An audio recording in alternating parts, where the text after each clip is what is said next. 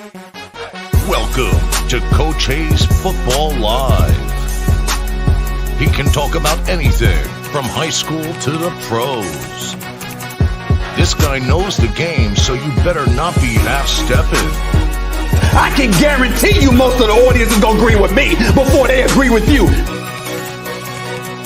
Strap in, because Coach Hayes is about to Crack your cranium and fertilize your brain. Go ahead and right here, right now. subscribe now and check out CoachHayesFootball.com. What's up, everybody, man? We on a late night shift, boy. We on a night shift around this thing, man. Got some breaking news for Bethune Cookman. Let me know everything looks good, sounds good. I already see the people in the building. Right here, we got Butterfly 88. Say, go on and hit that like button with a thumbs up. I appreciate it. The producers in the building. Ellen V in the building with a thumbs up. Let me know everything looks good, sounds good. So let's go and get this thing rocking and rolling. Also, my other producer, T. Hines, in the building with a thumbs up. So thank you all so much. If y'all get out of line in the chat, those two are responsible for putting you back in your place. So we on the night shift tonight. We got some breaking news in this deal. Big shout out to everybody that came hang out with us. Just kind of impromptu, but hey, let's make it happen, man. I see some people agree, kind of disagree, but Bethune Cookman had names Raymond Woodie as the new head coach for the Wildcats. So let's talk about it. I actually know Raymond Woodie. Had a chance to coach with him in an all-star game back when he was a high school coach over at Palmetto on the west coast of Florida, Palmetto High School up there around the Tampa area. So, like I said, we had opportunity to kind of coach together, see what it was. Again, I don't know much about him because, we talking about being together for about a week. But I have had other dealings with him on the recruiting trail, so forth and so on. So let's kind of dive into this as we get into it. We'll open up the phone lines a little bit. We'll talk. We'll see what the people want to say about it, and we'll go from there. 73 right now. Go ahead and hit the like button, subscribe button. We are on the road to 35K. So let's go ahead and hit that. The goal is 35K by April 4th, the anniversary date of this show. This will be our third anniversary. So go ahead and make it happen.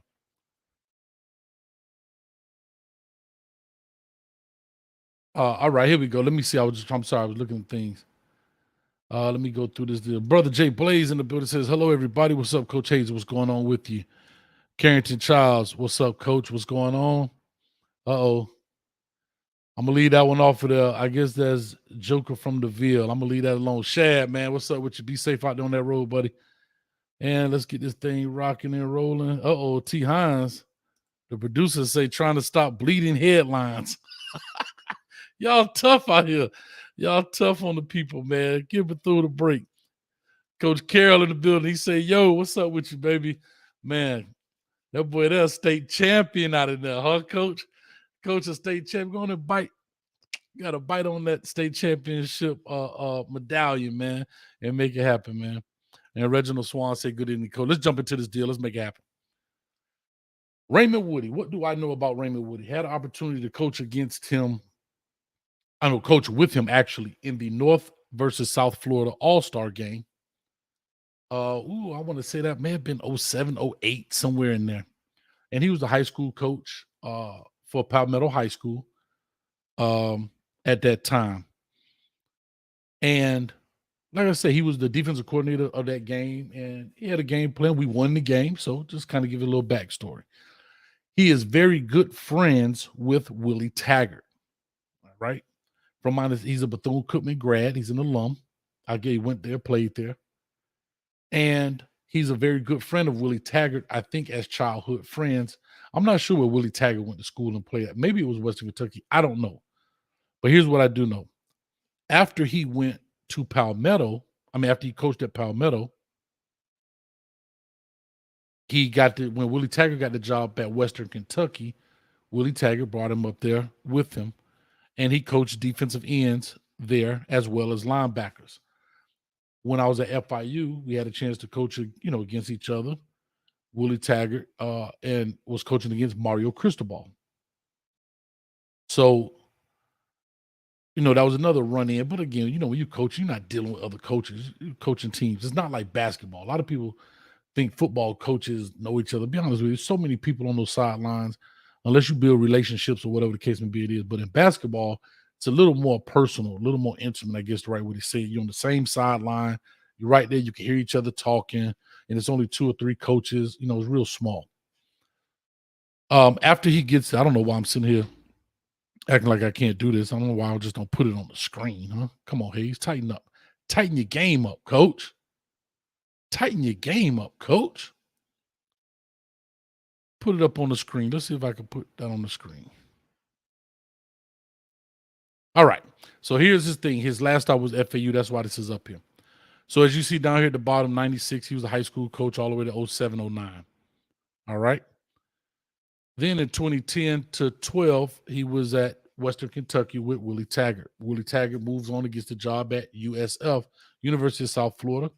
Of course, closer to home for both of those guys. They're the Tampa area guys. I'm not sure exactly if they're from Tampa. Then Willie Taggart gets the job at Oregon. Takes Raymond Woodie with him. He's a special teams coordinator, outside linebacker coach. All right. And then he's the Florida State. Right. Willie Taggart gets the job at Florida State. He goes with his buddy, the Florida State linebacker coach. They do 1 year. I don't even think he made the whole year at Florida State. And then they became coaches over at Florida Atlantic. Now, that's that piece. I wanted to talk about some accolades he had. Here we go. This is what I want to look at. Recruiting accolades. Push this down just a tad. So he was boasted as impressive resume and recruiting trail impact Florida State immediately, and he was ranked as the number 2 recruiter in the ACC by 247. Now that's big. That's big, right? I mean, you come in the ACC and you rank the number 2 recruiter in the ACC. All right. And despite having less than 2 months to recruit for the Seminoles after he was hired, and you come in ranked number 2. So that goes to show his ties in the state of Florida. What does that do for him for Bethune-Cookman? I don't know. Let's find out. He's got an uphill battle. And I'm going to get into that piece, but I just want to kind of go through his accolades and whatever else he's got going on. He's from the Tampa area, like I said. That Central Florida, Tampa, all of this stuff. So he probably can get some guys in. This will be his first head coaching stint in college, not in overall, but in college. And so it'll be interesting to find out what happens. But here's where his uphill battle goes. Let me make sure also. Woodie earned ACC top recruiter recognition by Rivals in 2014. He was named the Sun Belt Recruiter of the Year. So that's in the Sun Belt. He made it Recruiter of the Year. He was also ranked as the number 1 recruiter in the Pac-12 and the number 13th nationally by 247. So he's got some recruiting under. I mean, the Pac-12, but named number 1. That's huge there, guys. All right. Okay, so that's done with his accolades. That's cool. No more of that. Here's the deal. Here's the biggest deal. What does he have facing when he goes to Bethune-Cookman? We all know about the Ed Reed situation, what happened. A lot of things that was happening, I guess, in the dark, for lack of better terms, is now in the light. He has an uphill battle. Now, I did say this on one of the shows. If Bethune-Cookman hires a coach, in order to get over this hump, I thought they would have had to hire a real big-name guy to try to smooth some of this out. But here's the problem with hiring big-name guys.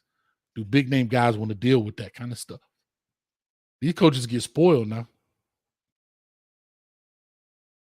When you talk about a rebuild, that's not even a rebuild. That's a knockdown, start over, draw it out, brick by brick rebuild. And that's not a knock. That's just where the program is right now based on all the things that have now come to light. There were rumblings. I don't know if people heard this or not, but there were rumblings that Kevin Sumlin was supposed to be in the running. That was the rumbling. Kevin Sumlin said, I don't want none of that pressure. And if all don't know who Kevin Sumlin is, he was the head coach over at Texas A&M with Johnny Manziel, as well as I believe he got the job at Arizona, kind of stunk it up a little bit, and that's what happened. Shout out to Carol. He said, that's impressive. I have to say that is impressive, man. That's super impressive in the fact of, you number 1 recruiter in the Pac-12, the number 2 in the ACC with just 2 months of being on the job. So he knows how to talk to people. He knows how to build relationships quickly. in the communities, get people to trust him. So that's what that is. All right. Big shout out to my man Rilo. That's my cousin. He says, coach me, coach. Well, guess what? Buckle up. I'm about to coach you up. Let's make it happen.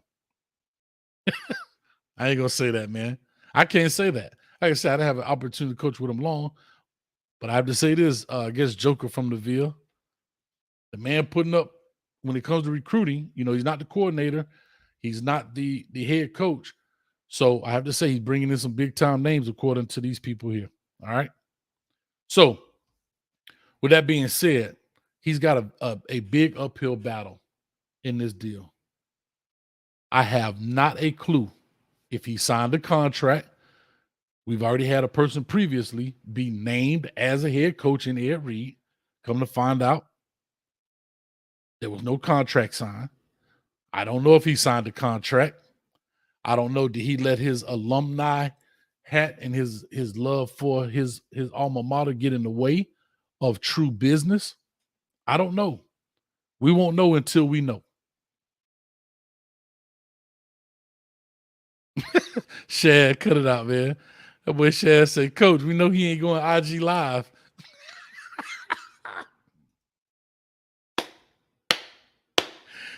Shad, man. Shad. Get out of here, man. Crazy. So anyway, you made me lose my train of thought, man.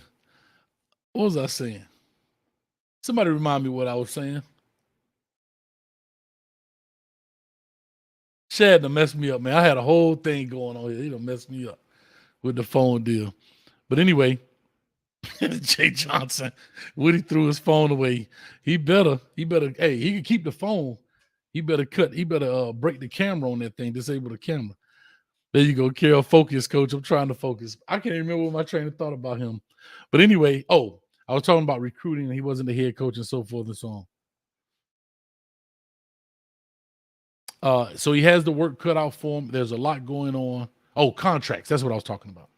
Shad, boy. So anyway, so we don't know if he signed a contract. We don't know what the deal is. We don't know what the agreement is. But what we do know is he has been named the head coach. We know that Reggie Theus is still the athletic director. And we know that Dr. Drake is still the interim president at this point. Now, who did the hiring? I don't know. But I have to say this, Willie Taggart is no longer at FAU, so that left Coach Woodie looking for a job. Now, I think there's some rumblings about Coach Taggart going over to with Prime at Colorado. That doesn't mean he's going to necessarily get Coach Woodie with him, so he may need a job. But I can say this, all jobs are not good jobs, and that's not a shot at Bethune. I'm just saying you have to really look at the situation, because you can't commit career suicide, if you ask me sometimes, in that sense. But anyhow, I hope. Now, here's what I'm going to say. If I walk in there, I need this in writing. I need you to make sure that it's in writing about the facilities. I need to know where the money is coming from. I need to know what we're going to do about very simple things. All right? Simple things. But all this stuff now clearly has to be put in writing. Clearly has to be put in writing.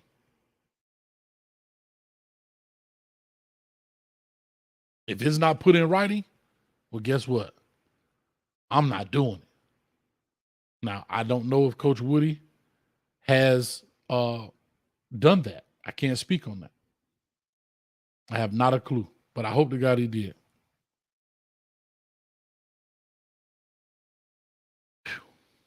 Somebody said they don't have any facilities, coach. I don't know. And I thought about something as I think about Bethune Cookman right quick. If they had such an equipment issue with the mold and so forth and so on, how do they have so many different uniform combinations? Why not use the uniform combination, the home and away that works, that you have enough for?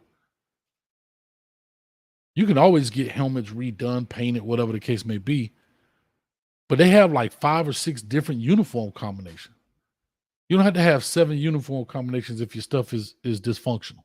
So That was just some food for thought. I don't know why you out there sharing helmets. You gonna tell me every uniform set was lacking? I don't know.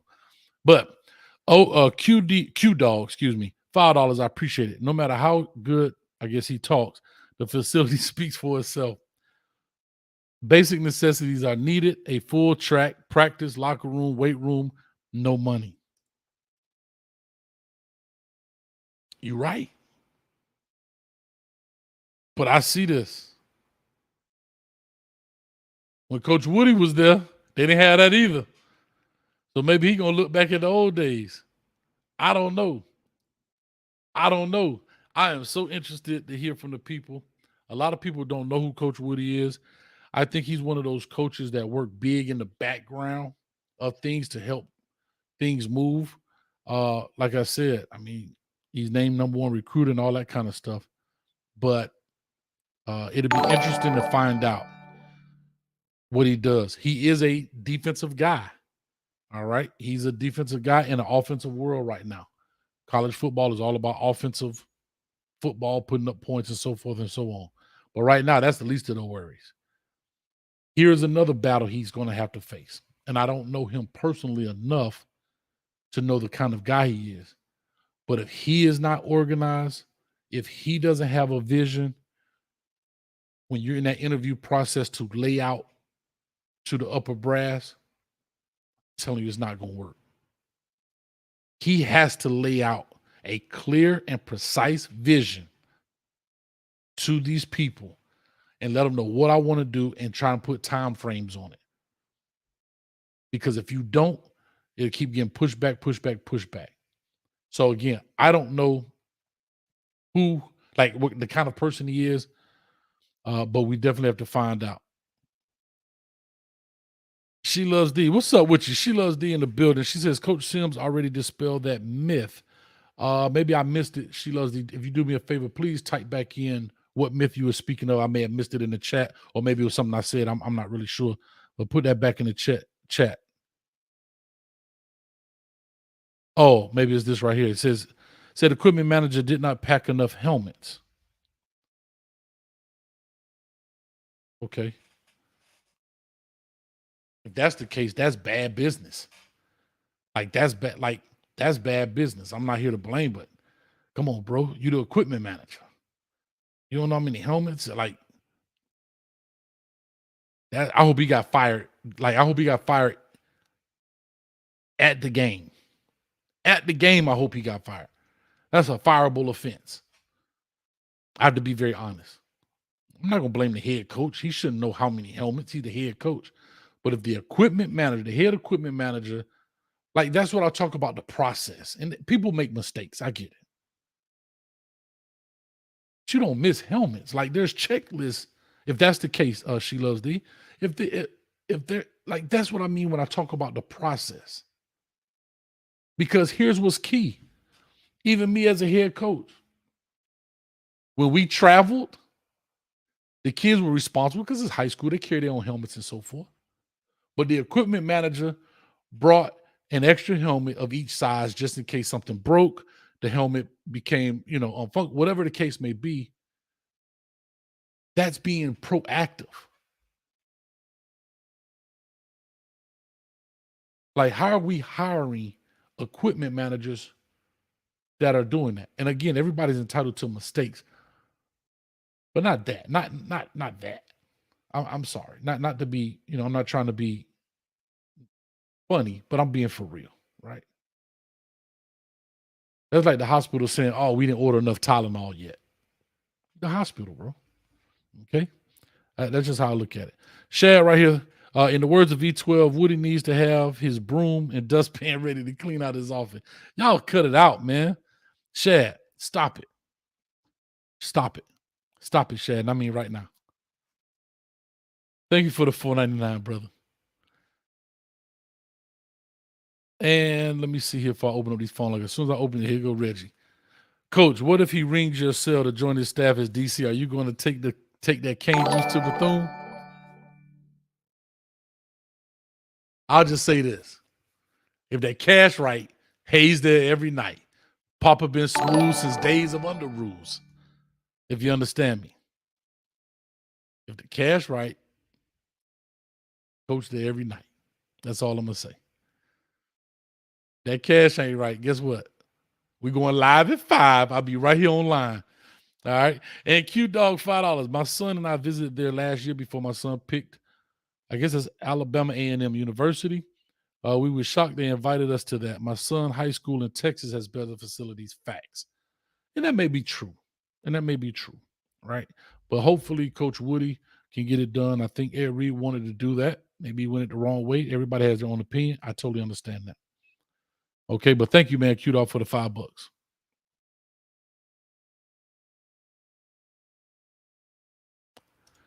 Coach Carroll said, I've been to numerous Florida Classic games, and they've had extra nice uniform combination, which is true, along with helmet. So someone dropped the ball. So equipment must be missing somewhere or not being accounted for. Yeah, I mean, that's bad business, man.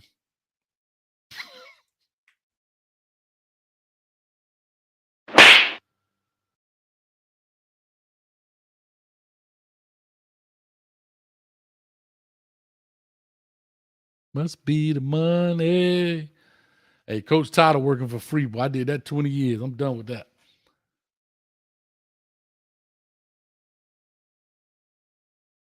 Club Shay Shay, y'all funny. Club Shay Shay says, or maybe there weren't any extra helmets to bring, became, I guess, because they had mold in them. I don't know.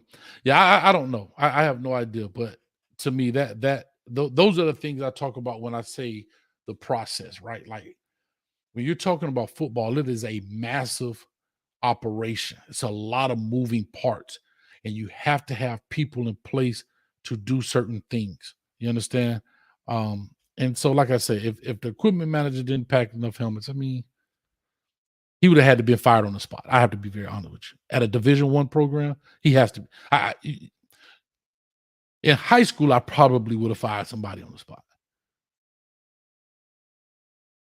Like that's just ridiculous. You know what I mean? Because here's what the deal is. And I don't know if they travel like this. They probably do. They probably don't. I don't know. But there's usually a truck that goes first with all the equipment. It's not like high school where you get on the yellow bus with your helmet and you got the shoulder pads hanging over your helmet and you got your pants on and you go get on the bus. No, there's an equipment truck that takes off right after walkthrough. So as soon as they finish walkthroughs, right? On like that Thursday, like when they finish the walkthrough on Thursday, they travel on Friday. As soon as they finish that truck takes off and it's gone. And the trip from Bethune Cookman to Miami is not that far. I mean, so that stuff should have been there. But anyway, let's do this, man. Let's have a little fun. We got 243 in the building. I really appreciate everybody stopping in to the Coach Me Coach podcast, episode 45. It still has 44 up there, but this is episode 45. I also want to say this. It'll be very interesting to find out. Very interesting also to find out how he's going to salvage recruiting. How he salvages recruiting is going to be huge. This year, I don't know if it's a loss, if it's a wash. I don't know. But it'd be very interesting to find out real quick. Let me see here. See what the recruits are like. Hit us up on the phone, 321-328-8235. Check it out. The number's right there. You're more than welcome. While we're doing this, you see us scrolling as well. If you don't have Super Chat, that's cool. You can also use PayPal or you can use Cash App. We'll throw it up on the screen. You can write whatever little note you like to put there as well. But like I say, thank you guys for all of that. Go ahead and get us a call, 321-328-8235. You're more than welcome to call in, talk about it. What are your thoughts? What do you think are some of the biggest challenges new coach Raymond Woodie would have when it comes to this new job at Bethune Cookman in Daytona? Call or talk to us, 904 area code. Give us your name, where you calling from. Studio One, Duval. Studio, what's up with you, baby? This is another Bethune What's up, grad. baby? All right. Boy, I got to see you some cash out. Boy, I just withdraw. So I put the cash. I see it. I'm gonna have to search, boy. I'm gonna see something, boy. I like it. Hey, I like it. You must have hit them. Hold on. You must have hit them Chinese leagues then. You must have hit that Chinese. No, I hit the America and the Americas, Central America, South America. I tear them up. Correctaminos. That was the last game. 2 17-ers. Stung them. I got to see at least $10, boy. So they hit the cash. Gonna take about 10 minutes, 15 minutes. The Bitcoin withdrawal. All right. So hey, but I want to talk about this Ed Reed though. Hold on. Let me ask you this first before you get Ed Reed real quick. What are your thoughts on Raymond Woodie becoming a new head coach? He's an alum. What's your thoughts, and what do you think the biggest challenges he's going to – like if you had to name out of all of the challenges, what would be the biggest thing he has to fix first as a new head coach? Ed Reed. All right, explain. Man, the Ed Reed effect done caused some ripple right now. He got it's a microscope on. I mean, that's a good choice. It should have been the first choice because I'm looking at this Ed Reed situation. I said, man, what's this set up? Because he always wasn't interested in coach. He really put it out there that he really didn't really want to coach.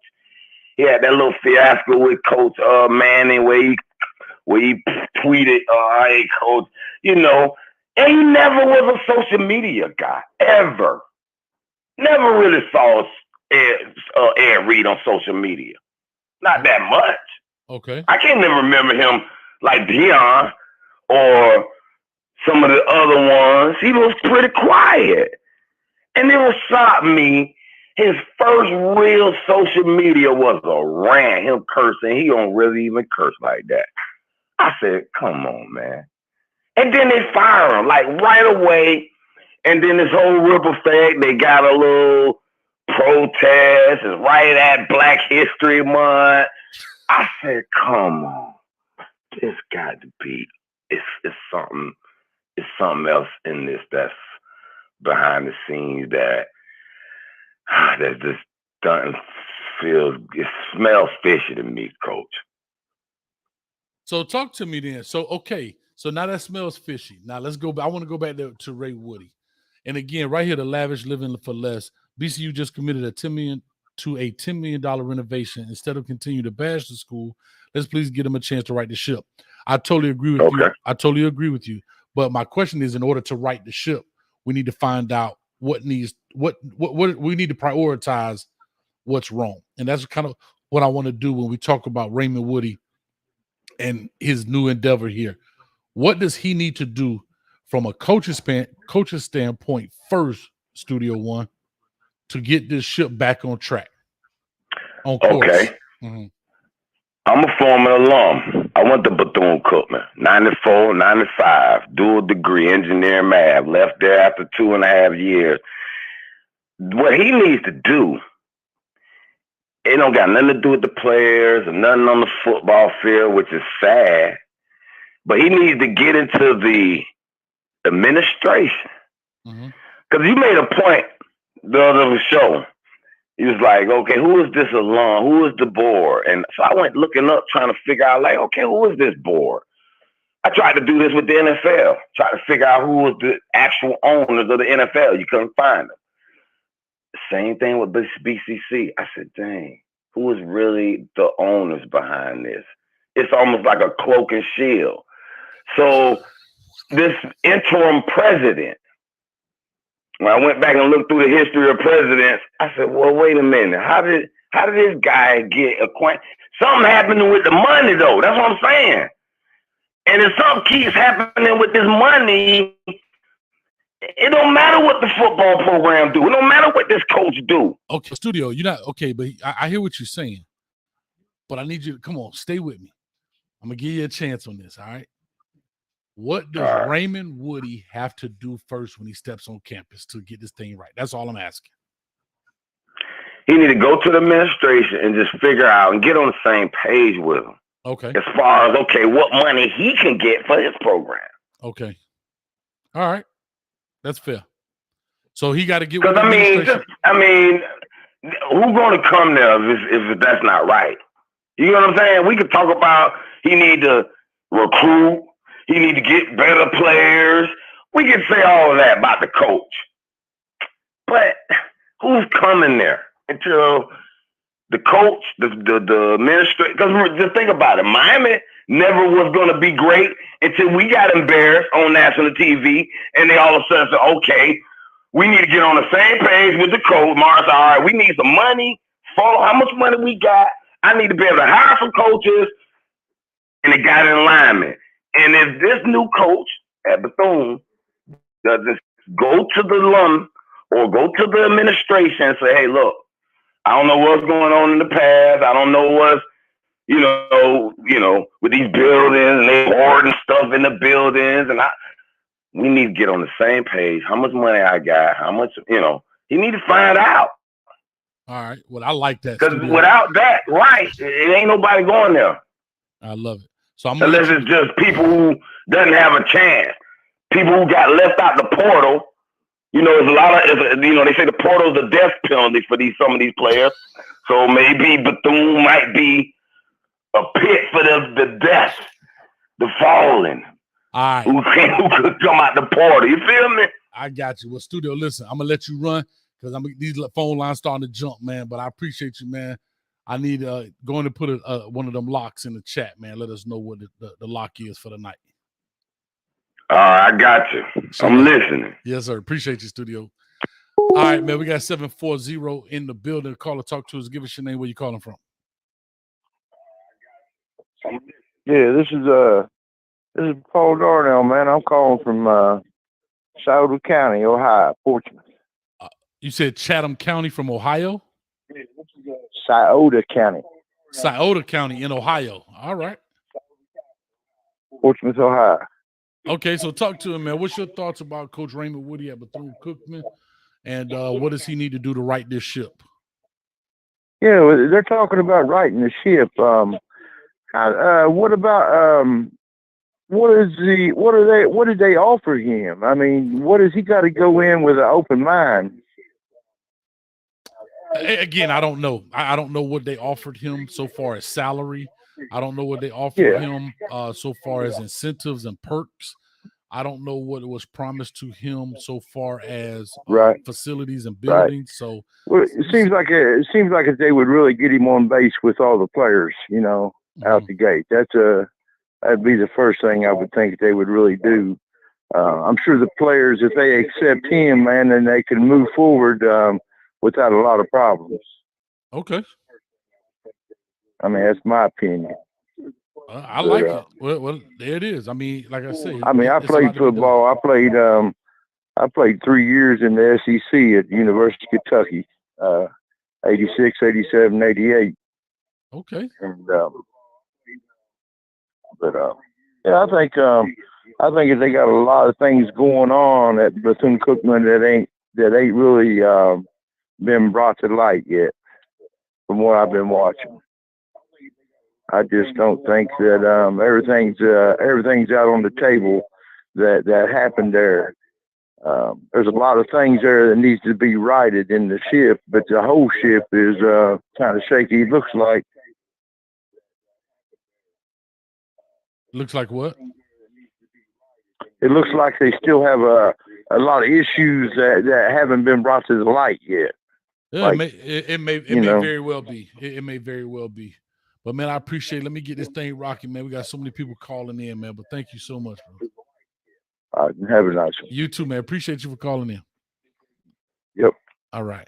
All right, here we go. I just saw D from Duval. He was calling in. Go and hit that. There you go. Oh, he just missed it. All right, we got another call in the building. 216. Call or talk to us. Give us your name. Where you calling from? Hey, what's up? This is Jay from Ohio. Jay from Ohio. Talk to us, man. You called in before, huh? No, not on this one. No. Okay, so talk to me. Hey, how you doing, Coach Hayes? I mean, well, I'm gonna be honest with you. I think this is, he can't. You got a lot of recruits. I'm gonna go ahead and get started. Eric Reed had a lot of recruits because of his name, just like Coach Prime had it because of his name, and him coming in he don't have the same pedigree or the name recognition, so it may be a little hard and difficult to get, to win over the team's respect. But he's gonna have to do it. I don't know much about this particular guy. They just hired, but he's he's gonna have to have a good selling point. I will say that because Ed Reed was a name. Top recruits was coming to the school or about to come to the school or was considering the school because of Ed Reed and his Hall of Fame pedigree. Excuse me. I totally understand. And, yes, and and like a few people already said in the chat, maybe this is a go along, get along type of guy. You understand? He goes along with what the administration wants, and that's who they want to hire. Go along, get along. So but. So here's my question, Jay. But hold on, yeah. Jay. Let me ask you a question because I don't know this, and I don't know the guy. When I say personally, we had opportunity to coach together, an all-star game. Like I say, he was at FIU, but that's my extent of his knowledge. So that doesn't constitute me saying I know him, right? That's like Jay, you call in on my show, I know your voice, but I don't necessarily know you. But to your point right here, like LOL and many others have said, so they got a yes sir to take the job, but issues still not resolved. Make it make sense. And I'm just using them as an example. But there are other people in here saying they got a yes man in it. But how do we know that? How do we know he's a yes man? Like what makes people say that? I guess that's another question. So part two of what I want to know. Well, I think you. Oh, go ahead. I think you just stated a little earlier that he's an alumnus. And he, alumni. He went to school. Well, I'm not saying that's automatic, that he's a yes man, but it's along those lines because, he's an inside person. You understand what I'm saying? And he may know somebody in that administration or, that, and they feel comfortable with having them in saying, okay, he's one of us and he's going to go along with what we say and how we want this program ran. Now, I could be wrong, but it's along those lines. I'm not too far off, I don't think, And that's pretty much what you're dealing with, Every, like I said, like people say, he was a quiet guy, this and that. Even though some people say, yeah, he could, but he could get rowdy like he was on the field. But like I said, I don't care what nobody say. Nobody say he was not the most diplomatic person. And he even admitted that. But what was he saying? Less true, and it was. And then, like I said, when you seen all these shows, all these news outlets and, TV personalities, getting to the root, talking to the student athletes. I think you had some student athletes and students talking to them and administration. That rabbit hole was real deep, too deep. You know what I'm saying? Hopefully they get everything resolved. Like I said, I don't know nothing because I went to HBC. I went to school as well. And I don't want nobody to be embarrassed, and sometimes you just don't have the resources like a Power 5 school has. And I get that. But effort and ability and communication doesn't cost anything. That's supposed to be your job. And you're supposed to do it well, and you got to communicate, on both sides. Maybe Mr. Coach Reed did it the most diplomatic way, but what he's saying was not less true. And I can, I have to agree with him. But like I said, with this guy they just hired, he's an alumnus. And like I said, for the most part, when they hire an alumnus, that's an inside guy, and they go along with pretty much what the administration wants them to do. All right, well, we're gonna find out. So I want to ask that, man. I appreciate you calling. Let me get these other calls in. Thank you so much, man. Okay. Jay from Ohio, baby. Thank you, sir. All right, real good point there. But I want to ask that. So that's part two of the question is. One is you can answer both, you can answer one. The first question I have for people who call in is one, what is one of the biggest feats he faces, or what is one when he prioritizes the things he needs to do when he comes into this university? What does he need to fix? And then part two, or the second piece of that question is, why are people calling him a yes man? I want to hear some evidence behind that, or is it just speculation? Caller from the 504, baby, Louisiana. Talk to us. Wow. This Gemini from New Orleans. First thing for your question. Okay. Equipment storage has to be addressed. Okay. Not on your show, but on two other shows. The equipment manager called in and said it was never adequate during the times that he was there. He was there up to 2015. Then another guy called in that was there to 2017. Okay. That's first thing. Second thing, are they going to put that 1.5 million that was taken away from the football program back in? Why was it taken away? What was taken away and why? Fox News reported on it. It was when Coach Sims was there. Coach Sims has an NDA. He cannot say what y'all want him to say. He has an NDA. If they're getting the students to sign one, you know the coach have one. So yes, keep it simple on that. Okay, but I heard now hold on. I heard Coach Sims, and I haven't had a chance to see it. But they say Coach Sims did an article or wrote an article or something. I don't know. Who was I listening to? Maybe it was off so script. light. It was so light. Even if you're the weakest coach, you'll see he never talked. He never spoke on the equipment. He never spoke on the locker rooms. He never spoke on the conditions of why he don't even have a practice field when they was winning at that school. Okay.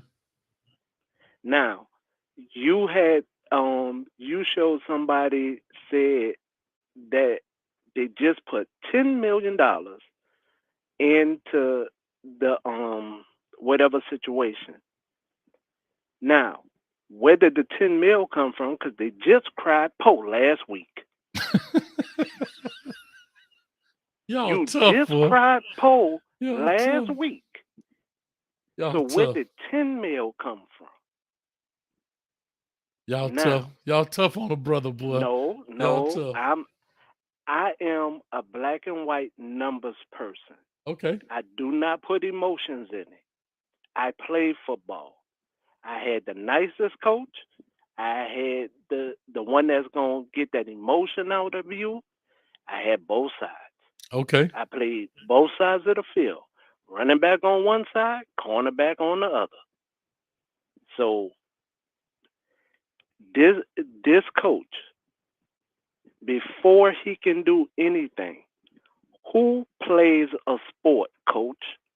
At that college, who plays the sport? The student, the players. Okay, so before you can fix anything, you have to fix what those students are going through. Nobody is listening to those young people. That's fair.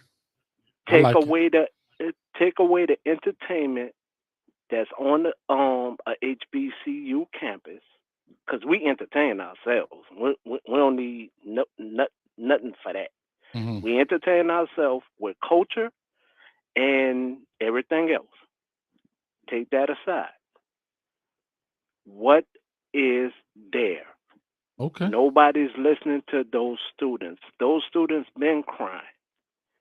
But what most of the freshmen has stated, the last 3 years, they didn't even know that they were signing NDAs because it was coming from the the floor rep at these dorms. The floor reps was passing out NDAs.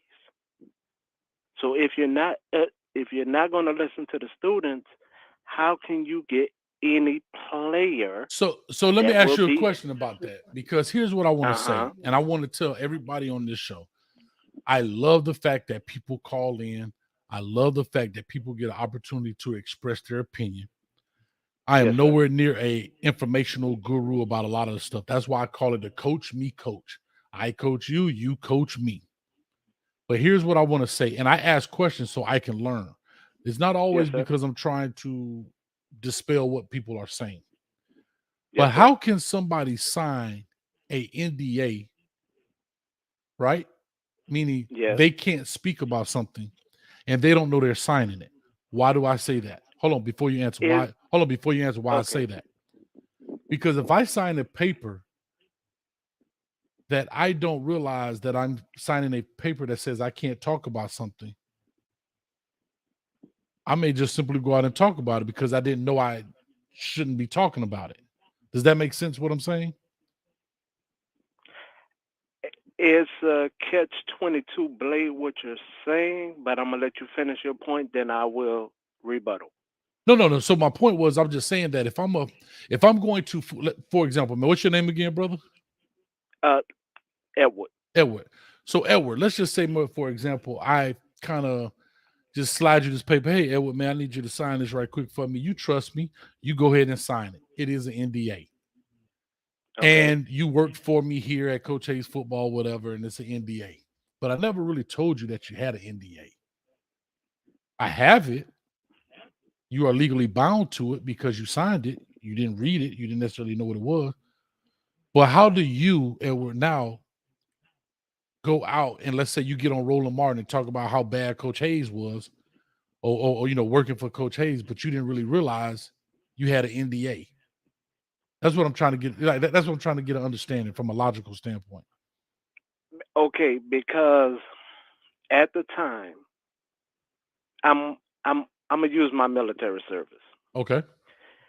When I was joining the military, they shove so much paperwork in you and in front of you, just like when you're enrolling in college or any institution. You're not going to have a lawyer sit there and read that with you. That's fair. Just right? be frank. Most people could not afford one, or for the ones who have one in the family, they may even say, "Man, I don't have time for that. Just sign right here, and sign right there." We do it all the time. Every time we download an app, you agree to the terms and conditions. Yeah, because I want to play Candy Crush. Okay, so now at this juncture, what you have is we are not taught to look in between the lines, and this is what I love my parent for, raising me to look in between the lines. Unlike most recruits going into the service, it took me 6 hours to read every line and analyze it before I signed. Most people, it took 1.5 seconds. Sure. Happens all the time. Now, the catch-22 to that, and where I said it's a double-edged sword, is where now what they're doing at the institution, if you listen to the students, they're holding them hostage on the NDA. For the ones who are speaking out, there are 4 players who got suspended, meaning they got their stipend taken away from them because they didn't know they signed the NDA. Okay. It came from the players first. That's what made all the rest of the students go back to the administration and ask, did we sign the NDA? Then the from the student council, they said they had to sign one to be on that council. Okay, listen, I'm gonna say this to you, Edward. I hear what you're saying. I can only appreciate what you're saying. If what you're saying, like I said, is factual, I'm not here to dispute any of that stuff. I'm not saying that they didn't sign those things. I'm just saying that I'm just saying that part of the NDA is to protect you and kind of your inner workings, but it's also to stop people from intellectual property. That's right, but it's also to stop people from going out spewing a bunch of foolishness.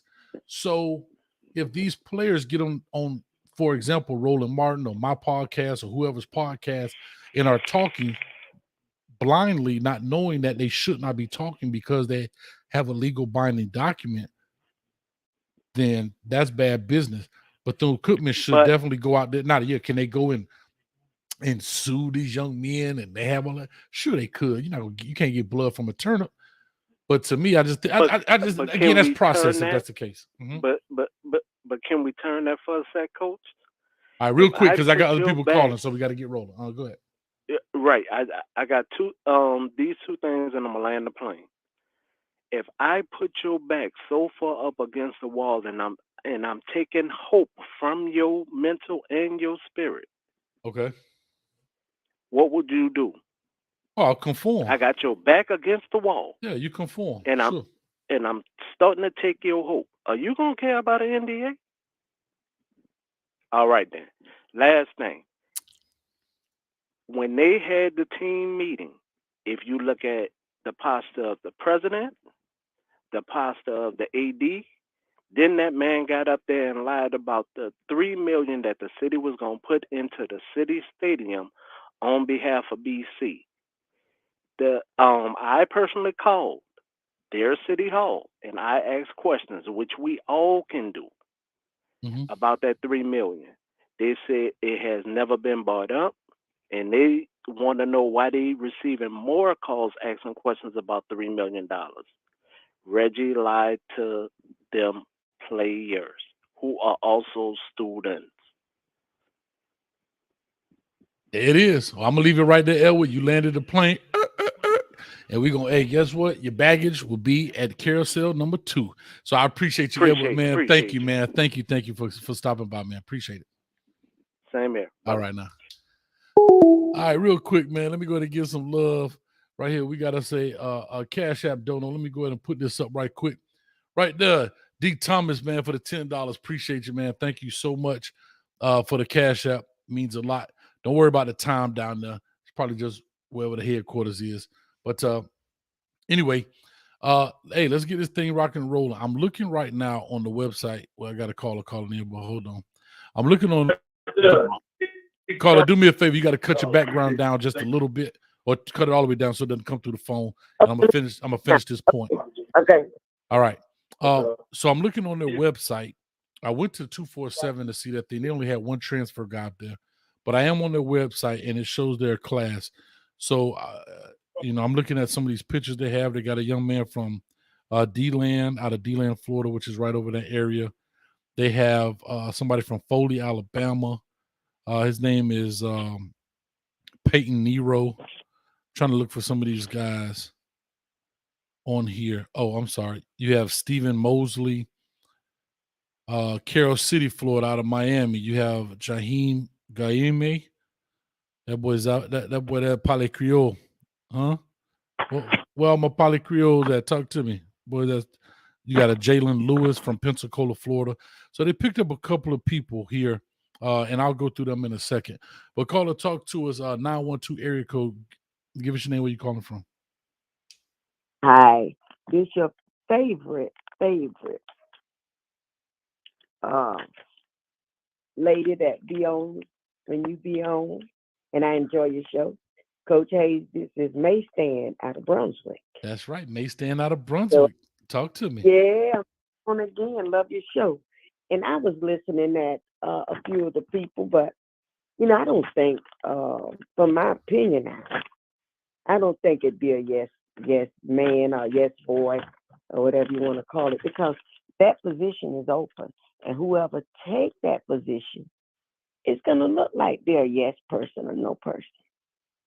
Now, my thoughts on the young man calling the city, and I've been to the city many times. I know a few of them that work on the city board.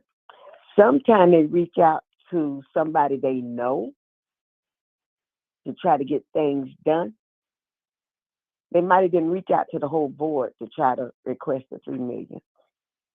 But to say if he did or if he didn't, hey, I believe the man did. But he probably just reached out, how they say, behind the back doorway to try to get it. Yes, ma'am. As for saying with the money that they supposed to got, and the money they wanted to get to pay, he needed money to pay his coaches. I understand that. And they probably already had a budget for their coaches, but probably the amount that he wanted, it was probably a little too much for their budget. So they wouldn't have been able to get it out of, they could have gotten it out of that PPP loan money to continue to pay the coaches and the staff, during that time. Yes, ma'am. During the COVID time. But the money from the Hurricane Ian and the cold, that was specifically for the upkeep of the building to get it repaired and whatnot on that note. So if he's asking for money way over the budget, and I'm for sure they didn't have it. Now, maybe if they'd have coached for a year and came back and asked for a raise, I understand that part. Right. But you can't come in there. You can't come in there and have not played one game. I have not coached one game and ask for these millions of dollars, like quote unquote Deion Sanders. You know, they got that money there. This is a private college. Well, right. I understand. And I think a lot of people do understand that.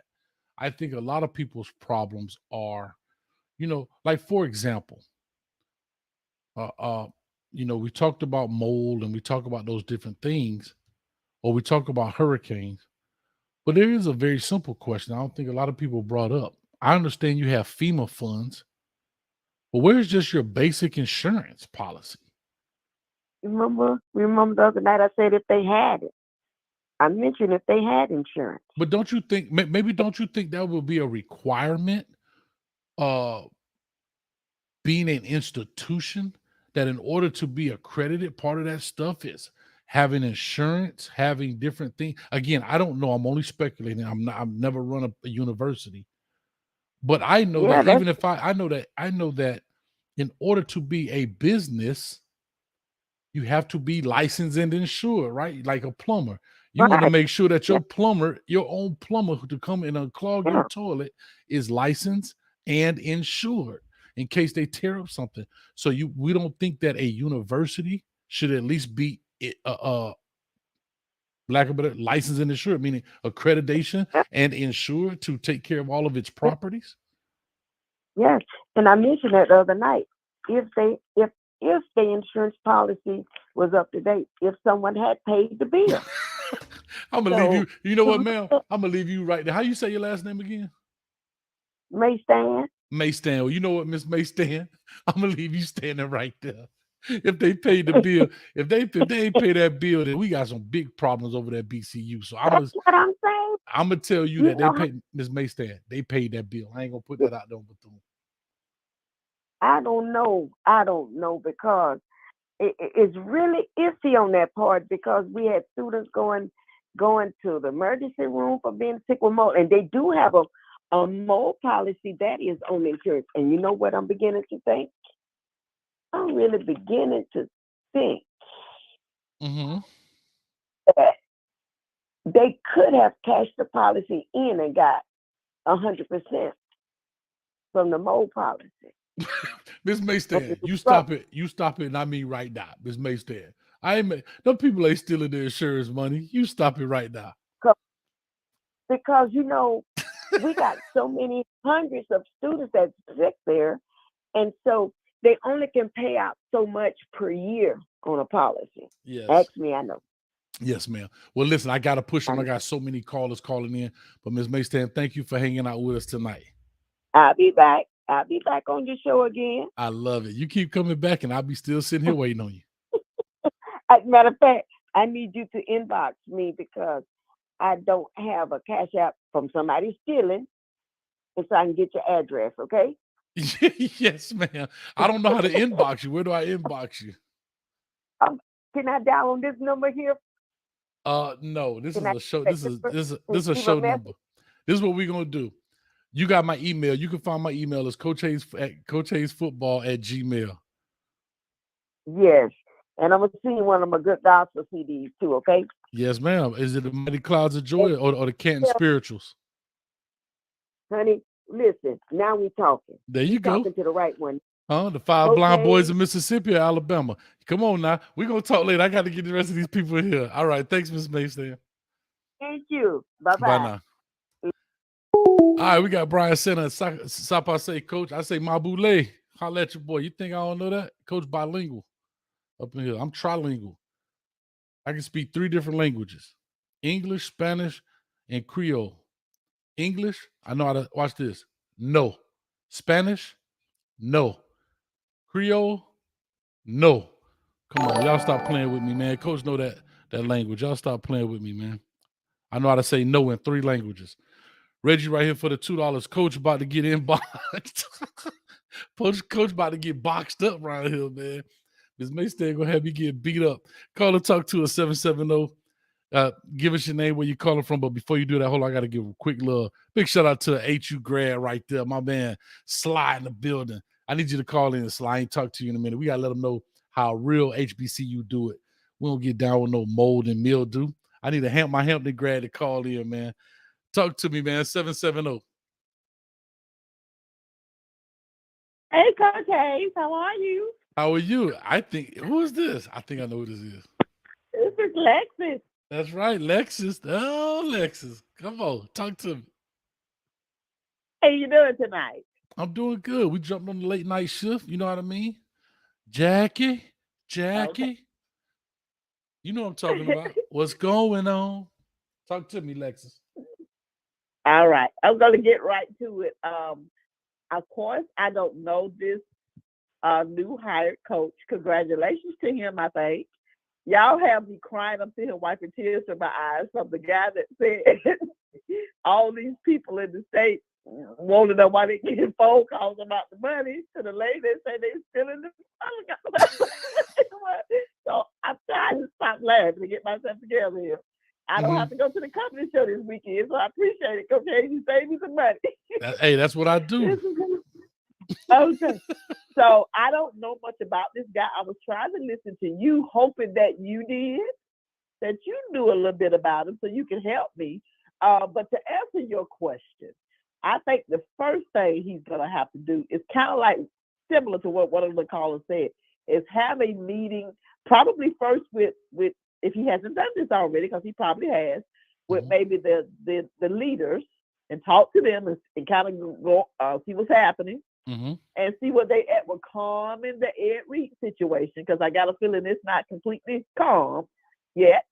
See what they can do to help calm the waters a little more. And then very secondly, after that, meet with the players and just let the players see how they're feeling, because the players are going to have to be okay before they can play some football. They got to be okay emotionally and all these other ways after going through this with Ed Reed. They're going to have to, we're going to have to let them talk it out, let them scream, let them fuss, let them get their opinion, let them do what they have to do. Because before they can play any kind of football, they're going to have to get that out. And it don't seem like this storm is completely over. So he's coming in with an umbrella in his hand and some boots on, this new coach, having to kind of dive in and help calm it, if you will, so kind of reminds me, well, I ain't gonna say that because that's political, so I'm not scratch that. But anyway, I'm saying the first thing I think he needs to do after talking to the leadership, if he hasn't already done this, I gotta believe he probably did that if he took the job. At least I hope he did. But his very next thing would be to talk to these players. Because after these players lashed out, they went on strike, they walked, they mad, they fussing, they doing everything, they mind everywhere below a football game right now. So we got to get their minds right and get them prepared to not only play football, but at the end of the day, these people need to get an education and go on with life for those that's not going to be going to pro, that's right, professional.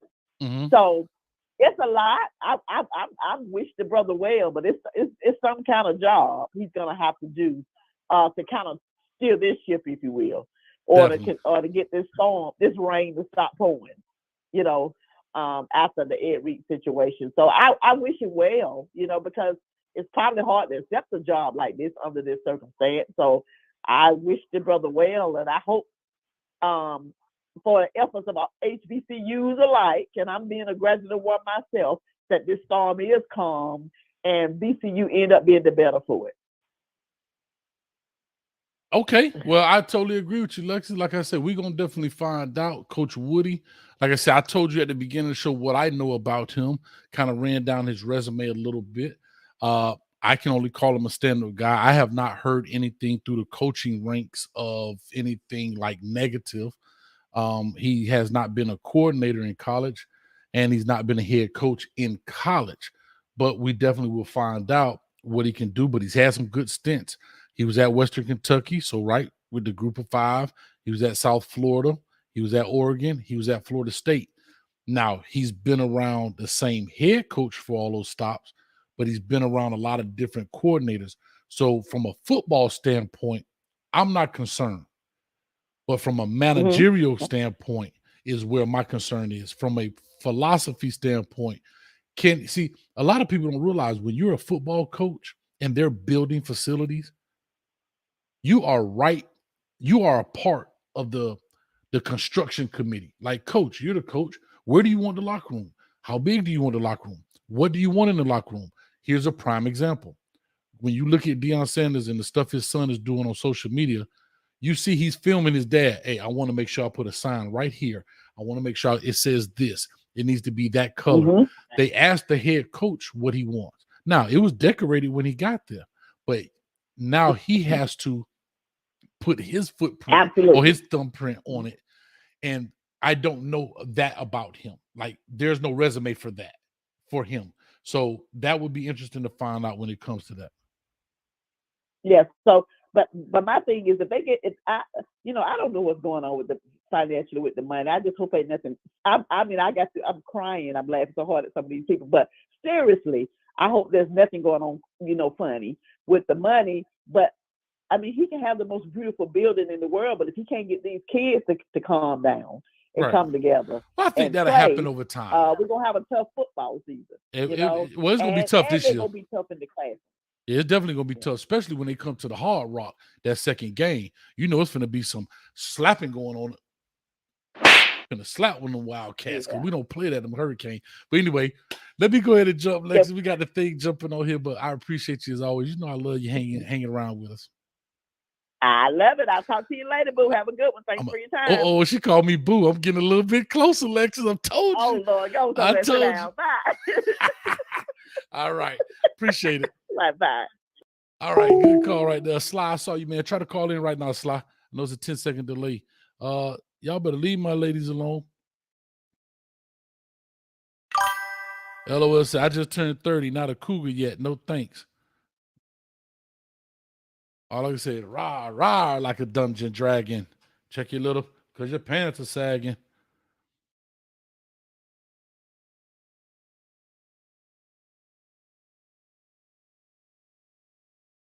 And y'all clap it up for my man up in the building, man. We got my man V12 in the building. Y'all clap it up.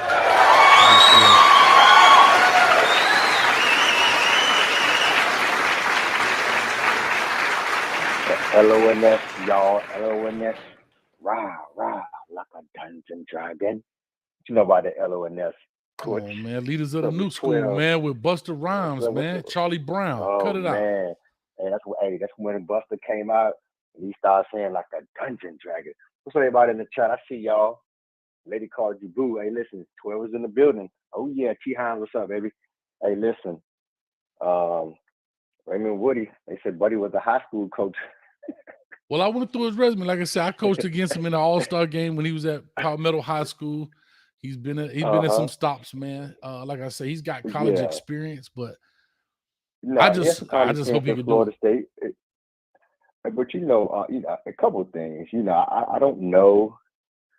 The caliber is going to be totally different. I wish him well, but it's going to be a tough sell for this season. Like the caller that the lady mentioned previously, and it could take the toll in the classroom as well, because we all know that the players who they still want Ed, and we know time heals pretty much all wounds. So I hope between now and spring ball, he's able to get the team together, make the team cohesive. Again, they're going to have to recruit and get some more talent to be competitive. So I'm happy that they do have a coach. So that's one less thing they have to worry about. But at the same time, he's going to have an uphill battle this year. But hopefully he can overcome it and do well. And the last thing I wanted to talk about, Coach, I know the brother before, he spoke about NDAs. I thought it was only superstars that had these ladies signing NDAs. And, the ladies have some guys signing NDAs. When you were at FIU, did the players have to sign NDA to play football there? Not that I know of. I ain't signed no NDA. Right. So that's another thing that you need to be concerned about. You're at an institution, and I've never heard this before, and I've been around a couple college programs where students have to sign an NDA for the football team. That's kind of strange to me. But anyway, Bethune is on a different level, and they seem to have done some strange things. I'm not sure if that's been confirmed or not. But at the end of the day, that the part of the head coach saga is over. We know that Ed is not coming back, and they have to move forward, coach. That's the bottom line. You definitely right about that, 12. Listen, it's tough out here in these streets, man. That is a job that if now, do you talk about somebody that needs time? Long as his management skills are up to par, apparently he has to have some people skills because he's been ranked as some of the top recruiters. So he's got to have people skills, but he's got to be able to manage the locker room. He's got to be able to make tough decisions. And here's another big problem he's got. He got to get some coaches in there that understand this process as well, too. That's going to be huge. So he got a lot going on. No, absolutely. But again, we have to make sure, because to accept a position like that, I don't want him to be a lame duck coach, because he knows what he's getting himself into. But again, this administration, this president, that board, that's a different type of caliber of people. And so hopefully he knows what he's getting himself into. And when we see it already, we see some things that's going on already. He has to know what he's getting himself into, and it's not going to be easy. But I wish him well. I wish him the best, and hopefully Bethune gets everything corrected on the football side and also from the institution side as well. Sure. Okay? All right, man. Appreciate it, bro. All right, man. Take care. We got to make that call tomorrow, but we got to get it. Let's do it. All right. I'm with you. Yes, sir. All right, bro. Take my it man. easy. Yep. Sure enough. Appreciate it. That's my man, V12, one of the co-hosts. When we talk, he always come on the show. He do the Kane stuff with us and all that. I'm trying to get a break where I can make one of these calls in here. Big time for the super chat. L. Anderson, I thought Ms. Wilcox was your favorite lady. Coach Hayes cheating around here. Ms. Wilcox, she knows she my favorite lady. She the oracle, baby. She the oracle up in this thing. So I definitely got her. Let me make sure I call my man Sly back. Y'all was talking trash. And I saw that D-Lo, something talking about Hampton, they're irrelevant. You know what? You irrelevant, man. Man, you come right out of a comic book. Right out of a comic book, my brother. Let me call my man's back right quick. Let's see if we can get him on the line. Call somebody's house. Sir. Yeah, I like to talk to my man Sly. What's happening, my brother? Somebody said that you went to Hampton University, one of the greatest universities on this planet. You're home by the sea, my man. What's up? 1868, baby. You know what time it is. You know what time it is, man. Yes, sir. Talk to me, man. What's up, baby? Been a minute. Man, hey, man, absolutely, man. It's glad to see you in good spirits, man, and good health, doing what you're blessed to do, man. This is amazing, man. I'm over the moon to see this, bro. How you been, man? I'm good, man. You know, we've been chopping it up. The channel growing fast, man, but we've been chopping it up about this Bethune Cookman. You know, we're going to always talk trash about another HBCU in fun, but we hate to see them be in these situations. I always kind of equate it to, brothers fighting, right? Brother can fight each other, but can't nobody outside come in. We're going to jump them. So, yeah, we're going to talk trash about the other school and so forth, but you hate to see them in these situations, man. What's your thoughts on the whole situation? Honestly, man, I think we're in a place in society now, man, where bad information travels fast, and we got an unfortunate situation, set of circumstances, just for a lot of Black colleges, not just BCU, where funding is minimal at best. Alumni, continue to be challenged just because of our situation here in the States in general. Continue to be challenged financially to be able to put funds back to the universities that gave them the opportunities that they have. And, it causes us to get into these quagmires, these situations where, we get exposed. That's essentially what happens is at some point, the light going to get shown into those dark places that's been avoided and neglected. And unfortunately, Bethune Cookman College I know it as BCC. I'm originally from Orlando. I used to go to BCC games all the time, and you know, a lot of love for them. You know, unfortunately, this is the situation that they're faced with, and I really just, you know, I understand it from the perspective that Ed Reed came from, being involved in a lot of high-power organizations, both NFL and college, and you know, you can't really come to the table expecting us to have the same capabilities and processes in place, but at the same time, it should be some minimum level of decency and just oversight in that regard, especially when you're dealing with people's kids. You know, people sending their children with their hard-earned money to those schools to get educated and have an opportunity to play the sport. You gotta do a little bit better than that. So, you know, being understanding and compassionate about the situation that we all are facing. I can understand it, but at the same time, I think that there's definitely a call for, you know, people to step up and do the right thing as it pertains to these kids in this athletic program. Sure enough, man. Well, dog, you know, I appreciate it, Sly. Thank you, man. As always, we got to chop it up. I got your number, man. We're going to hit it up, man. Where are you in now? Yeah, man, I'm out here in San Pedro, California, man. I'm just just west of the Long Beach port.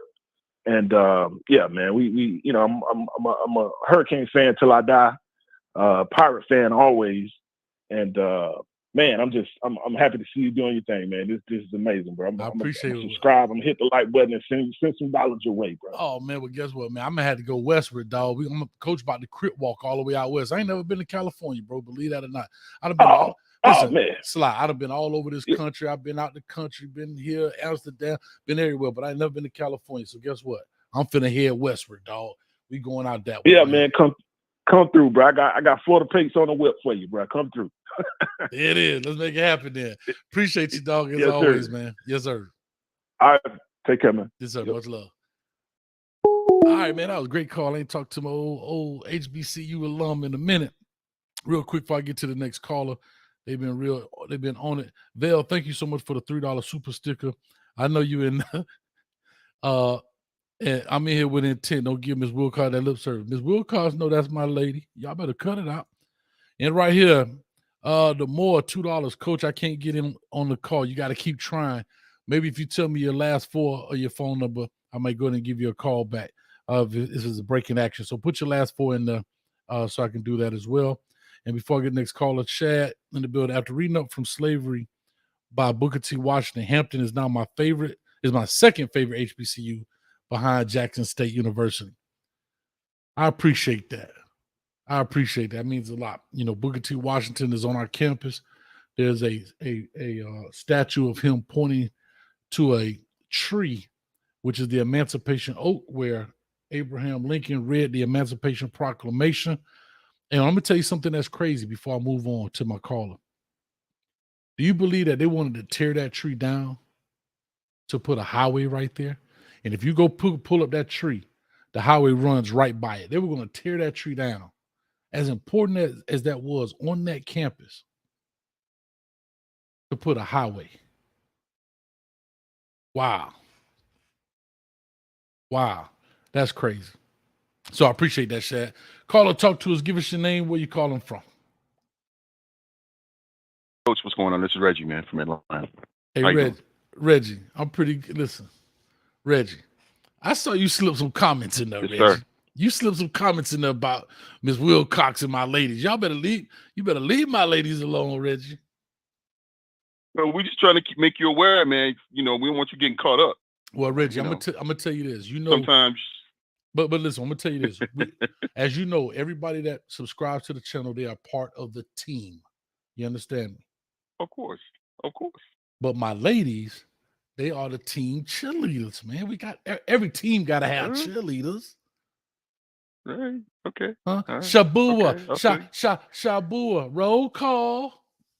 My name is Wilcox. Yeah. Hey, my name is Wilcox. Well, yeah. I run them pockets. Yeah. My name is Maystan. Yeah. Shabua. Yeah. Shabua. Anyway, talk to me, Reggie. Not much, man. I just wanted to weigh in on a few things. First, I'm glad to see that a hire has been made. maybe we can start maybe more the focus of some of the topics and the subject matter that's going to be coming out of Bethune-Cookman will be about resolution. I think everybody's kind of like had their feel of the Ed Reed talk, and I've been watching the chat, and everybody's like Ed Reed. I think we're getting distracted. We are glad what Ed Reed did and exposed it, but it's supposed to be about BCU and helping them heal and get back on their feet. And I think that's what everybody needs to be focusing on. I mean, I know the students are still protesting they don't want Ed Reed, but it's just like, I think that has played itself out in the media, that we all know that the decision has been made. He's not coming back. No. So we should wish Ed well and hope that he gets, find something in a coaching position that he can, move on in his career in coaching. So where do we start, Coach? I saw that they said that a $2 million endowment or some money, funds have been made available so they can begin do restorations and remediation. So where do you start, Coach? I know a lot of the talk in the subject matter is centered around football, the football and the facilities, but is the football team that important, or are we trying to heal the university itself? So that's where some hard decisions have to be made about the administration. And are you going to put the football team ahead of the student body? And we know at most university, the football team is the breadwinner. If you don't have the research programs that are getting these grants and scholarships and endowments donated to them. So, but for HBCUs, a lot of the research money comes in from research. So it's almost like, if you could bear with me, Coach. Go for it. You ever had a person, you ever know a person that says, oh man, I wish I had the money to do this. I have the money to do that. I'm getting caught up on this bill. I'm going to take care of this. And then when they come into some money, they do everything else but what they say they're going to do. Listen, you can use that in a lot of aspects. A lot of people say they want to do, but they're talkers and not doers. So I totally understand what you mean, right? Right. Mm-hmm. Go ahead. So it's about priority. So what do you see as the top priority, Coach? If you was named president, or if you was like the new interim, or if you were a board member, what would you list as the top priority thing to do with allotment of money? What would you first take care of? Or what would you make priority? So here's what's tough, because I don't know everything, so I will only prioritize what I know of. Does that make sense? Okay. Because, let's just go on that. Let's just what's been put out in the media. Mm-hmm. Right, because I was going to say, it's some viewers who may have more insight, and so I don't want them to think, well, Coach, what about this? I mean, I know about that. But the very first thing I'm going to say, you said, where do we start? Right. The beauty of what Ed Reed did, he started it. He may not have liked how he started it, but let me ask. I'm gonna go back and ask you a question in my response. Without the Ed Reed rant, do those $10 million come up today on February 2nd as being part of renovations? No, because things would be as business as usual. We would not know that that these things were going on unless some concerned parent or some disgruntled. Usually when stuff like this get exposed, it's a disgruntled employees, or not disgruntled, somebody that's been fired, and it's like, hey, I'm going to expose this. What they call whistleblowers or something like that. Right. But even with that, Reggie, hold on. But even with that, we've had that.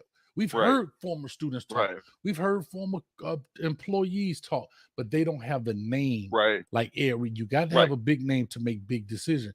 But so back to your point, to answer your question, Ed Reed has already started it. He has kicked the he kicked the snow, and the avalanche is beginning to slide down the hill, right? And it's about to get real ugly. So now you're starting to see these 10. Think about it. Ed Reed was announced December 22nd. 3 or 4 weeks went around. I don't know when the whole thing started. I don't know when the rant started, but let's just say 2.5, 3 weeks ago. Right. 3 weeks ago, that rant has sped up the process to $10 million being dedicated to renovations. And that one IG rant has now spent. Now, I'm not saying they weren't going to spend $10 million, maybe in June, maybe in July. But guess what? They've already announced it in February. And so that's what's happening. Now, to answer your other part, here's what I know. And I don't know much about the school part of it. I know I saw things about the cafeteria and so forth. You have to have your infrastructure straight. That's one when it comes to the school. Exactly. If I'm the president, if I'm go. President Hayes of the university, my infrastructure has to be right. That's the very first thing. And my infrastructure is all of those things. I may not be able to build Bethune-Cookman a locker room right now. I may not be able to build those things. They have been winning without it. But what I do have to build is the trust. And what I do have to build is the infrastructure back. What does that mean? When we do have a mold problem, how do we fix it? When we do have a broken window, how do we fix it? Those are small things, make big differences. No, cafeteria, ma'am, please don't put a moldy bun on the. Now, do you get mold on bun when you're talking about thousands of hamburger buns? Of course you do. We can go to Prime 112, one of the most expensive restaurants. You don't think they ever have moldy bread? The difference is the customer never sees it because they're going to inspect it properly before they put it on the plate and serve it to a customer. That right there is the process that I talk about is bad. We got to fix that. We got to make sure that the cafeteria lady is not preoccupied as the kids are doing this. When you're dealing with big buildings, will you have a rat? Most definitely you're going to have a rat. But can we fix the pest control to keep it under control? You understand what I'm saying? Security. Somebody just said that's all infrastructure. Thank you, Vil. The proper security. Because of the way the building is structured, the campus is structured, it's within the city. It doesn't sit back in a cove and it has a wall around it where you can kind of keep everything. Like Hampton, I don't know many people on the campus, it sits back in a cove and they got a wall around it, and campus is kind of inside. But like Howard University sits in the middle of DC in the city. You walk out your dorm, you're on the main street, like that kind of stuff. So you have to make sure security is tighter. Like those are the things, and then we can build off of that. So that would be my answer to that in that sense. That's a very important step, Coach, because like I said, I attended Tuskegee University, and I also took a job there to work for their corporate extension program. So as part of my job was, I was in IT, but also I was in charge of the vehicles that they used to take out into the field where they would support farmers and so forth. So we had a facilities department that took care of the vehicles where we would take down, they would get oil changes. And that's when you said infrastructure. That's very important because infrastructure, you have what they call like the building and maintenance people. So they're in charge of doing minor construction on site, on campus. So you may be able to hire more people to take care of those problems in the dorm with the mold. If you're limited on staff, they have to prioritize certain jobs. But if you can increase your infrastructure or the people that work in that infrastructure, security, facilities, that's going to take care of a lot of problems. You can maintain a lot of things with getting anything new is maintaining it. Correct. So that's very important. That's why I wanted to get your opinion on where do you start. So the infrastructure is a very major, it's so many moving parts to that. I believe that's very, very important. When it comes now, let me ask you this, as a coach, put yourself in Raymond Woodie.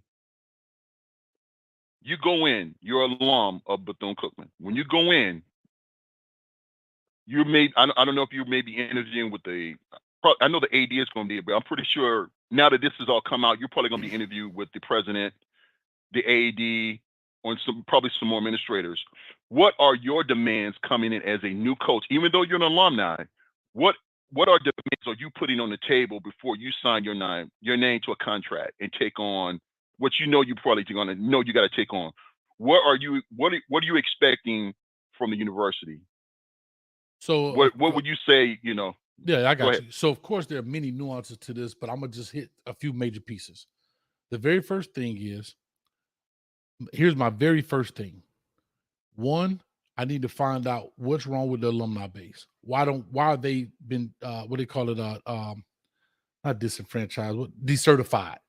Why have they been decertified? Because the alumni base, where you're spending money on infrastructure, I can get money from alumni base to do these things. So that's why I need to find out one. So there's different ways I can kind of supplement some money. This is just me thinking real quick off the top. While you take government funds and FEMA money and insurance and do that, I want to find out why is it what happened with the alumni base. Like I want to in detail, transparent. What we need to have them in there. I want to meet with them. This is me taking the job. Why they need to be back on board, so forth and so on. Second, what are your plans going forward here? What does the timeline look like? You understand? I understand we had two hurricanes. We done heard about them for the past 3 months. Whatever. Ad nauseum. Ad nauseum. Yes, you're 100% right. But I want to know what that looks like. I want to know what the support structure looks like from the AD, so forth. All of those type of things, right? With Reggie Theus, if he is a basketball coach and that's what you want to do, I can't force you to make him the AD solely. But if y'all want to do that, then who's going to be my football AD? Who do I go to directly? I want to go to Reggie. Well, you are Reggie, so I use another name. I want to put somebody in the chat. It messed me up. I want to go right here. I want to go to Brother Jay Blaze as my football AD. That's who I speak to directly when I need things done from the athletic director. Now, if Blaze needs to go talk to Reggie Theus, then he could go catch him on the Zoom call. But that's who I want to talk to directly. That's going to be my direct source of information when it comes to the administrative piece of it. All right. But my first step of business is I need to find out where the alumni base is and why have they been decertified, and they need to be back on top of this deal and get this thing going.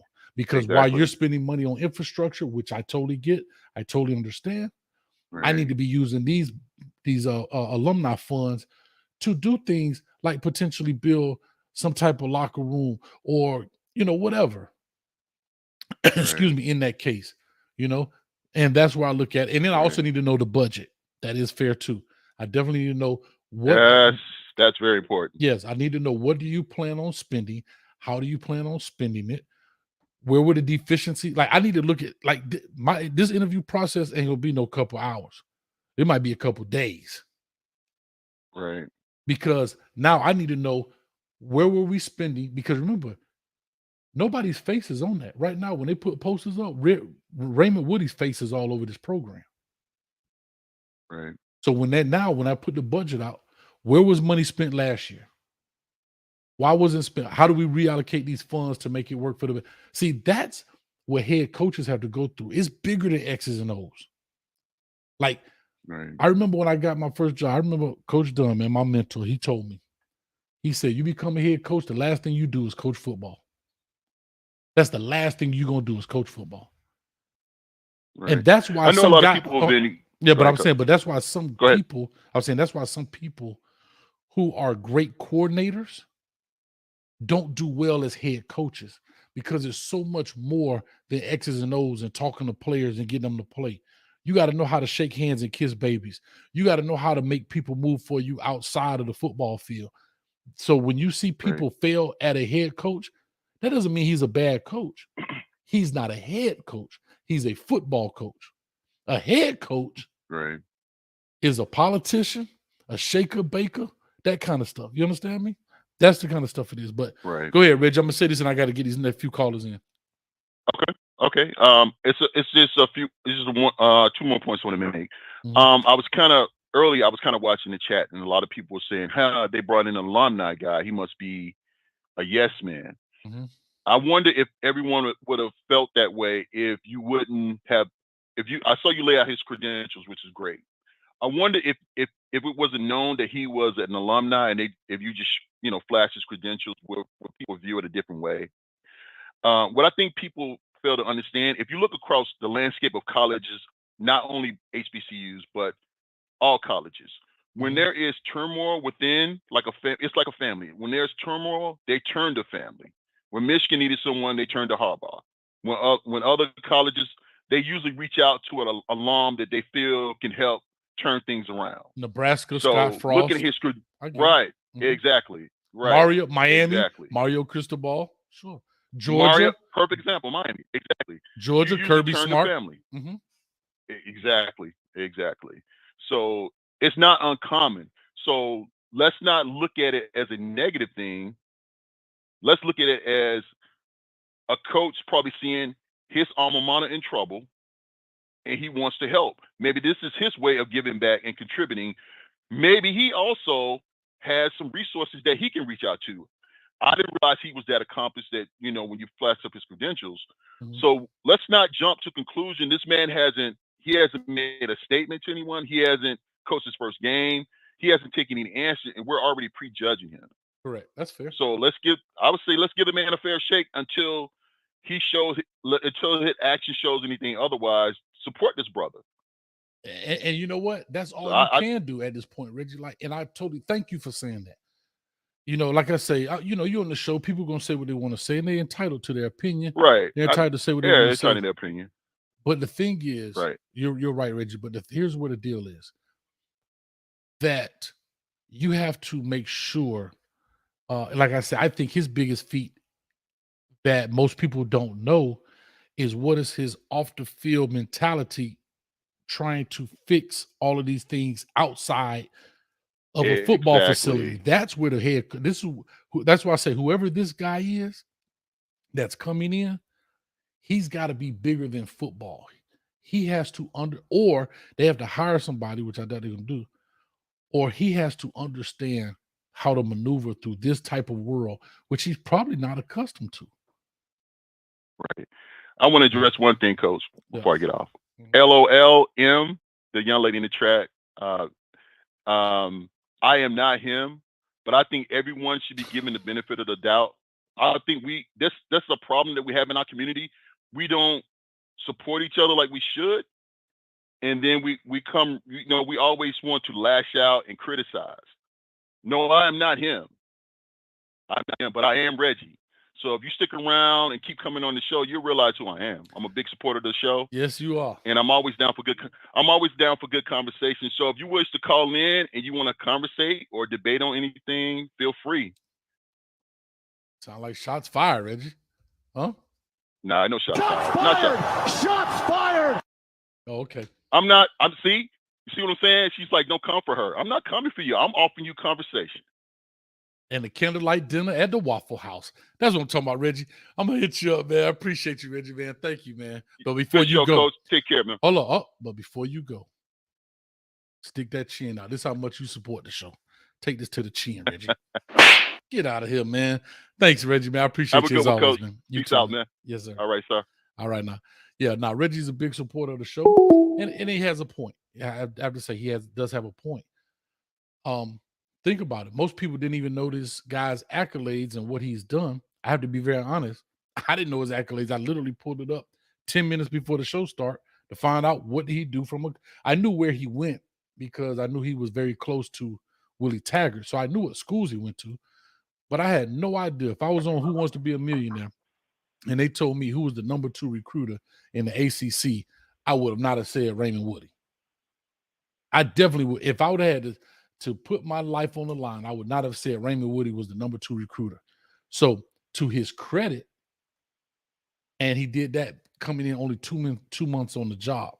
So to his credit, you know what I mean? I have to give him credit for that. So to Reggie's point, I would love to do that. LOLM, I really do want you to call in because you do bring us some good points on here. And I want you to just talk about it. Just put it on there. Don't be scared. You ain't got to show your face. No case. Call or talk to us, 205 Alabama in the area, man. What's your thoughts? What's up, Coach? It's good to get on the phone with you. I had to pray before I got on. The lines were so backed up. Man. but I just wanted to call and say that this guy, this new coach, whatever he's going to have to do, and I've heard people skip or talk about it that have called in, whatever he's going to have to do, he's going to have to put together a good staff. I'm completely fine with Bethune going away from getting the NFL guy because, and I support Dion a lot. You know, I support him. I love what he's doing. But one of the first Jackson State games I had watched a majority of was the Celebration Bowl. And I hate to say it, but Dion got out-coached in that game, it seemed like. It seemed like he got out-coached, and it seemed like a lot of guys on his staff were recruiters, not X's and O's guys. Now, to be a head coach like you hit on, you can be a good recruiter, you can be a good developer, you can be a good X's and O's guy, or you can be all three. But if you are missing something, you need to make sure you bring other guys in. Whatever this guy, he's gonna have to know, okay, this is what I'm good at, or maybe he's just good at the CEO part, and then he's gonna have to get however much money he has. Let's say he has money to get, and I know they probably got more money than this, but he got money just for an offensive coordinator and defense coordinator. Where he's gonna say, what is my strength, and what can I do? What can I do with my next 2 hires? And then he's gonna have to say, because I've been watching this signing day stuff. Mm-hmm. There's some NIIs and D3s out here getting some guys that could play at the next level. He's gonna have to be more on the side of, let me bring a guy in, let me focus on development. Because if I can focus on development, maybe in a couple of years we can turn this around. I know they've had success, but they haven't won a national championship in 10 years. They haven't had and this is just from recent Wikipedia lookups. They haven't had a recent their own conference championship since in like 11 years. So the success has been gone for a little bit of just championships. You know what I'm saying? That's fair. So to get back there, he's gonna have to turn around. He's gonna have to look at development and look at, okay, maybe this, because it's kind of shocked me looking recently at some of these guys that are going to the NAI, and no disrespect to NAI, no disrespect to D3 or nothing like that. But I'm telling you, if Bethune-Cookman, no matter how bad the facilities are, they'll probably can walk in and take a kid from NAI, because there's some JUCO coaches out here that have really bad facilities and can take from a good D3 if they just say, hey, we got such and such that went D1. We got such and such that went D2. So that's just my point on what this, less so from the administrative side, just more so from the football side, what this coach is going to have to do. Because because I think I think there was a lady on there that made a great point. He's going to have some equity behind him before he starts making big demands, and a couple winning seasons, a couple national championships is going to put more behind him to where he say, okay, I need some money now, or I'm going to get out of here, No, I totally agree with you. Like, and for Coach Woodie, I don't know if a winning season does it. I think this is going to be a smooth sail. What do I mean? You don't have to, I don't think there's an expectation of 9-10 win season. I don't even know if there's an expectation, because this is so damaging in the way it looks and recruits and so forth and so on. I don't know. I think expectations are going to be low from the football winning side. That's what I'm saying.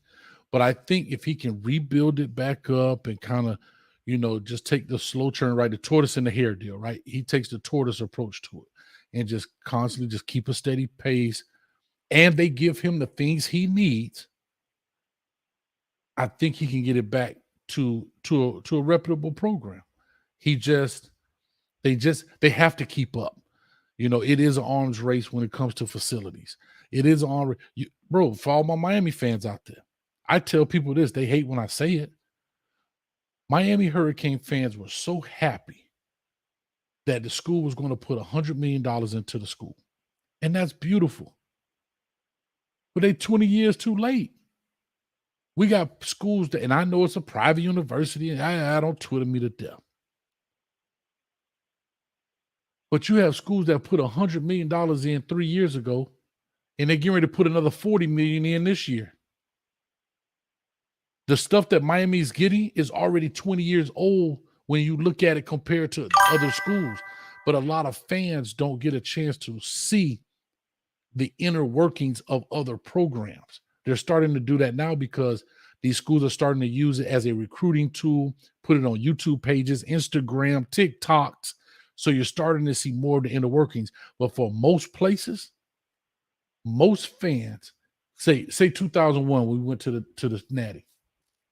Most fans, I guarantee if you took a poll, probably 90% thought that Miami facilities were the same as Tennessee in 2001. I guarantee that. I can guarantee that. And that's the furthest from the truth. Bro, Miami still had the linoleum, not linoleum, the linoleum floors. the stick and peel tiles. It looks nothing like it looked 20 years ago. And how it looks today, as nice as it is, bro, not even touching some of these other schools. And yes, do I understand the fact that other schools are private institutions? Yes, I get it. But we thought, I think the university as a whole, not to stay on the Miami rant, but just talking about how people look at it. People thought because we were winning, we could continue to win and not invest. And now it's starting to show you. That's why we got 15, almost 20 years of bad luck around this deal. Of mediocrity, put it that way. But man, let me roll, man. I thank you so much. I'm gonna get a couple of these callers in. No problem, and God bless you and roll tide. What you said, man? Get off my line with that, man. I appreciate you, man. Thanks a lot, buddy. No. All right, then. Okay. I tried to get hold on. Where are you at? You just say you try to call. LOL. You got to give me your last 4 of your number. LOL. I don't know. There's so many people calling in. I want to get that in. Also, right here. More. I don't see the last 4 of your number up here. So try and call in again. Maybe it got pushed down. A lot of people are calling in. There you go. Thank you for the $2. That's what I was looking for. All right. So do me a favor. I saw a 5014 number, but I don't see. I see a 5014 number, but not a 0014 number. So you need to let me know what the deal is, man. All right. And I just skipped one. So thank you again for the $2, man. I appreciate it.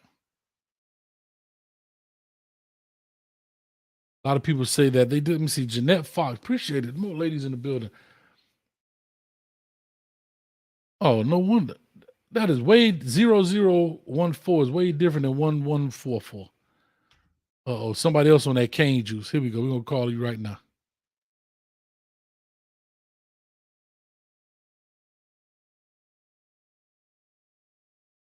Let me do this.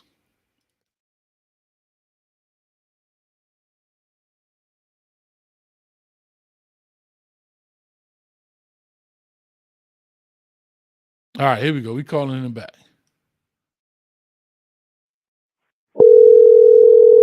Domino's Pizza. I would never slap you, Miss May. Oh Lord, I forgot your name. Maystan, excuse me. I would never slap you, Maystan. HBCU Overdrive. What's up with Doc Holiday? Y'all go check him out. 786, you've been calling in more. Talk to me, man. Did you order 2 large pizzas with pepperoni? I got them at your front door. No, man, I ain't ordered no pizza. Oh, What's my bad. going on, man? What's up, man? I appreciate you, man. It's tough out here. Coach working on a new phone line system. So I think I learned something today. So big shout out to everything. Man, I was looking for the 0014, and I'm like, bro, I don't see it. But anyway, talk to us, man. You say you got something on your chest. Let's go. Talk to me. All right, so check this out, Coach. I put some money in crypto. It's up to 100 racks. 100 racks. Crypto. How much you know put about in? Crypto? No, how much you put in? I put in 50. So you doubled It's your up money. to 100 racks. All right. 100 racks. Talk to me. Now, why did I tell you that? I don't know. Why did I tell you? I have no idea. I said that, Coach, because I wanted to give you value. Just that statement alone, you talk to people, you tell how much money you made, or what you've done in your life, it gives you value. That's what Ed Reed brought. He brought a value that none of these other coaches they bring will have. Why? Because he's been to the top. He's been the greatest player. He is a Hall of Famer. He's been in meetings that some of these other guys have never been into. That's what these kids understand. The children, they understand that. They've seen him play. Man, this guy got value. That's why they moved to Deion the way they moved to Deion, Coach. Because he's excited. He understands, again, something else. He understands their culture. Okay. Most of these older folks, they've let the culture get past them. If you ask them about crypto, they don't know nothing about crypto. It's a whole new day. Things are changing, just like the culture of these kids. Deion understands that, and you stipulated over and over again how he's utilizing what the kids know, and that's social media. If you don't evolve with the times, you get left in the dust. These kids know that, Coach. So let me ask you real quick. What's your name again? You go by, how do you say that first part of that? This brother Africa, man. Africa? You remember back in a few months back, I was typing in a lot. I said, brother Africa. Oh, Africa. You remember? Okay, no. You were trying to pronounce it. No, it was a minute ago. You just call me Mo, man. You went through all that to call me Mo. Africa, Mo. You remember? I used to type it in. He said, "Who is this brother? Africa." Oh, I think I got it. I think he was. Yes, I do. Africa. Now that you said it, I do remember. So Africa, Mo. Africa. So check this out, Mo. If you don't mind, just quick on the tongue for you, boy. I'm on that cane juice too. Check this out. I like what you said. I have to say this. I like what you said. I mentioned that earlier, that people like Dion is changing the way in which recruiting is going. The same way, the same exact way in which when Nick Saban started dropping helicopters at practice fields. Exactly. That changed the what? That changed the way recruiting went, because now everybody got to get a helicopter. That means that you're trying to show that. That means that you're trying to show that recruit that he's special. That I'm finna go rent me a, right? I'm getting ready to go rent me a helicopter. It shows, yes, value. You understand? Value. So yes, you're 100% correct, man. And I have to say this. Coach knows nothing about cryptocurrency. I don't understand it. I can't wrap my head around it. I don't understand it. My man Streeter from Footballville, Caneville, be trying to tell me. He called me an idiot every day, but I can't wrap my head around it. And I'm trying to learn. And I don't understand about mining for cryptocurrency. I see some dude on and I'm not trying to be funny. I was watching Vice. Some dude in Africa was in Africa. He was in a hut. He was in a little hut, but he had like a $10,000 computer with water running through it, mining for cryptocurrency. Then they tell me some Chinese dude who started it hid like 2 currency coins in the internet. So you got to look behind the Facebook wall. Bro, it is bananas. Coach Hayes can't do it. But I can X&O you to death, but crypto killing me. So with all that being said, bro, I thank you, man, so much. I'm going to push on. But, yeah, let's do it, man. I'm going to get a different phone system, too. It's going to help me out. Yeah, man. I got more to say, but let's get some of the other people who call. Well, go ahead, man. Say your last piece, because I want to get LOLM on. She's been very wanting to get on. She said she left a message, but it's a digital number, so yeah, it has a voicemail, but I don't check it. But go ahead, man. Say your last little piece, and I'll push on.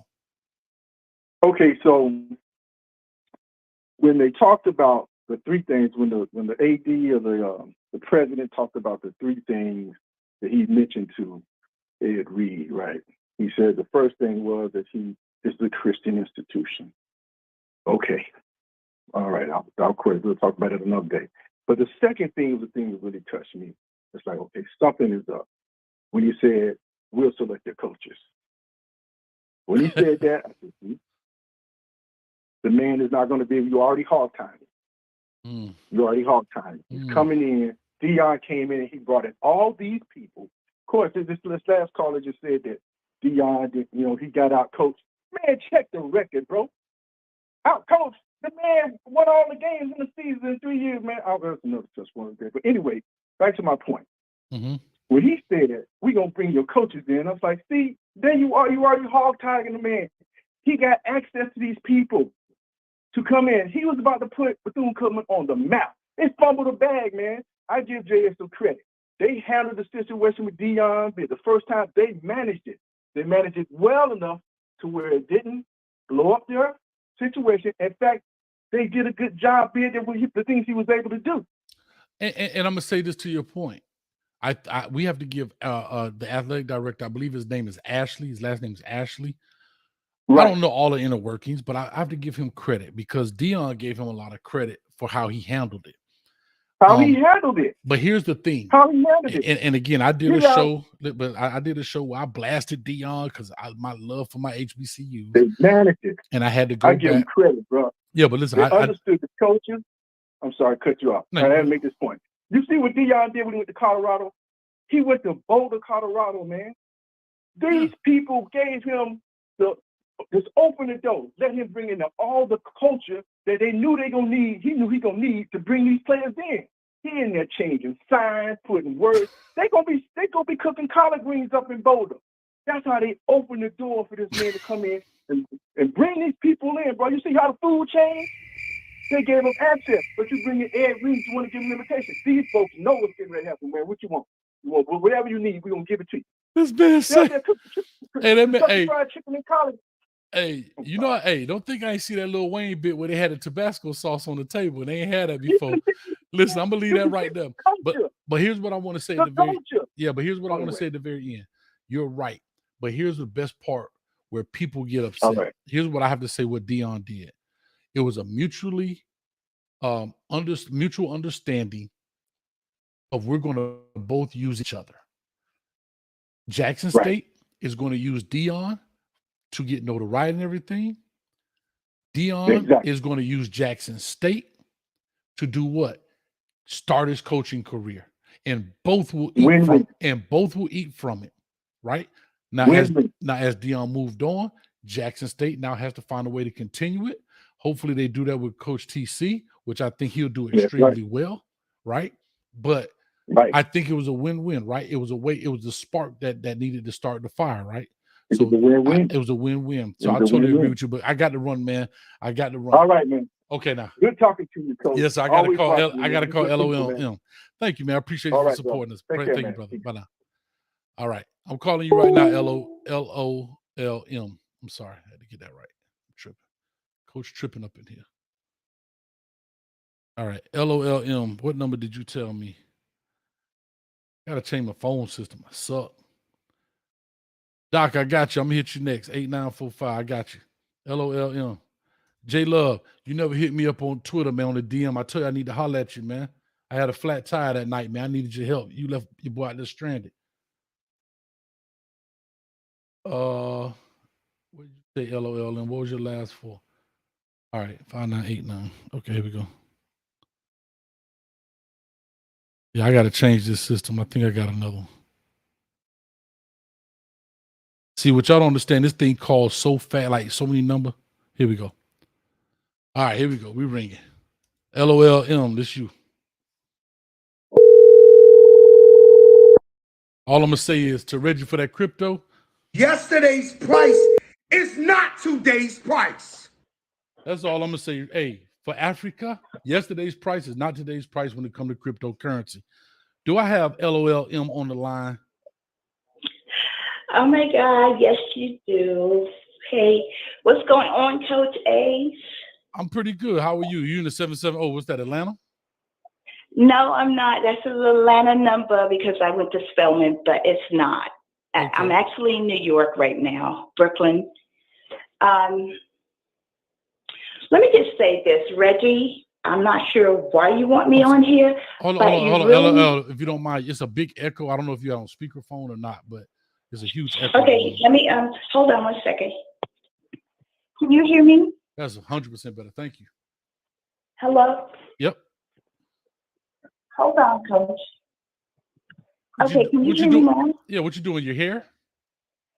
I'm here. Okay, but I'm actually washing my hair and blowing it. But anyway. How Coach knew that? Come on, man. I'm a ladies' man. Y'all cut it out. All right, go ahead, LOL. Talk to me. For a minute, okay? Because I see Reggie wanted to come on here and fight me. I'm not sure why. But at the end of the day, really, on this serious note, I just want to say there's a lot needs to be done at BCU. There's a lot. And I'm hoping that somehow you can really get Coach Reed, to come in and kind of do a discussion. I know Reggie is saying he's gone and all that stuff. It's not about Reggie. The hell with Reggie, okay? Hold on, are you talking about Reggie Theus? Are you talking about Reggie Theus, the AD, or are you talking about Reggie that was on the No, Reggie in the chat. Reggie in the chat. Okay? He came for me. So I guess he wanted me to be on here. I'm not really sure why, because I'm really shy. I'm really, really shy. But I just wanted to talk about BCU, though, for real. I wanted to just say that I think the guy is a yes guy. And sometimes you can look at people and know they say don't judge the outside, but he just looked like a yes man to me. Like, we've got so much issues with the mold, the rats, and all the other stuff. And I agree with what you said about coming in and just kind of fixing things around with the people that have left. Mm-hmm. And I just feel like the first thing I feel like they need to do is really fire some of the staff that's been there for a while and kind of just fix the track, kind of fix the football field, because how are you going to keep recruiting people to come to BCU, the athletes, and you don't even have a track for them to practice on, you don't have a field for them to practice on, and they have to end up ingesting the food that's moldy. So I would probably have someone come in and kind of just clean the mold and, just get that part of it out the way. What do you think? So I'll say this. Is it LOLM? I'm just going to call you M. Is that easier? M is for Maya. All right. Yes, So you can call me whatever you want. All right, now, Maya. Hey, just look like this now. Don't be playing. All right, now. I don't mean it like that. I'm about to end the saying. chat. Hey, I'll catch y'all boy later. No, I'm just messing with you. Listen, I'm gonna say this to your point. You said they should fire people, but how do you fire people if the people that's under the head people? What if they're the head man's yes man? Follow me where I'm going. Follow where I'm going. Follow where I'm going. If the head person in charge, if his minions, I guess the right way to say it, are yes men, why would you fire them? Because if you bring in people that are not yes men, then guess what happens? Because you need a real reconstruction of the entire BCU. You need to reconstruct it all over. I don't know what kind of NDAs that they have. I don't know what kind of stuff is written in the contract or whatever. But you cannot. This thing's going on forever. How long can you continue with the same staff doing the same thing and giving the same result? I mean, I don't see anything being changed. I understand this new guy is coming in, but I don't really see change. I don't think, just because they suddenly signed $10 million, some of the problem is going to go away, because you still have the old staff there, and it's just going to be the same old problem. I just don't see it working itself out, because this has been going on for years before I was even born. So I'm not really sure how we can fix this if we can't fix the people that's at top. I agree with that. I think there does have to be some type of change, but unfortunately, that is an institution thing. I've always said this. I don't encourage it, but I do understand this. I said this the other night on the show, and Doc, I'm getting ready to call you. Okay. No, you good. I said this the other night on the show. Okay. No, I said this the other night on the show. The students are the customers of Bethune Cookman. Bethune Cookman being the business, the students being the customers. They don't have to take that. It's not like they're stuck going to Bethune Cookman because it's a cheap education and it's nowhere else to go. The state of Florida and any other place has many institutions if you're in the state resident. That's Bethune Cookman. It's private. I don't care if you live next door to the school or if you live in Honolulu, you're going to pay the same amount of money. So you could take. And I agree with you like 100%, but it has to be something why these kids are still going to that college, because like you said, they could go down the street to FAMU. So it's got to be something why can I say they this? just feel like. Can I tell you Go why? ahead. A lot of people, Maya, have legacy deals or family, right? And you may hear people complain sometimes, but again, like your son come home or your daughter or whoever, like say you're a parent of a kid that goes there now and you went there, right? For example, you say you went to Spelman and your daughter goes to Spelman, right? And your daughter goes to Spelman and she's like, Mom, they did such and such. And you're going to say, you know what? When I was there, we went through the same thing. You'll be all right. Not realizing that it has magnified sometimes. Sometimes we go in there and you say the thing, man, we used to have to walk. Now y'all want a bus. You'll be all right. It's certain things that happen. And I understand where you're coming from. I don't know why people continue to go there if it is so bad.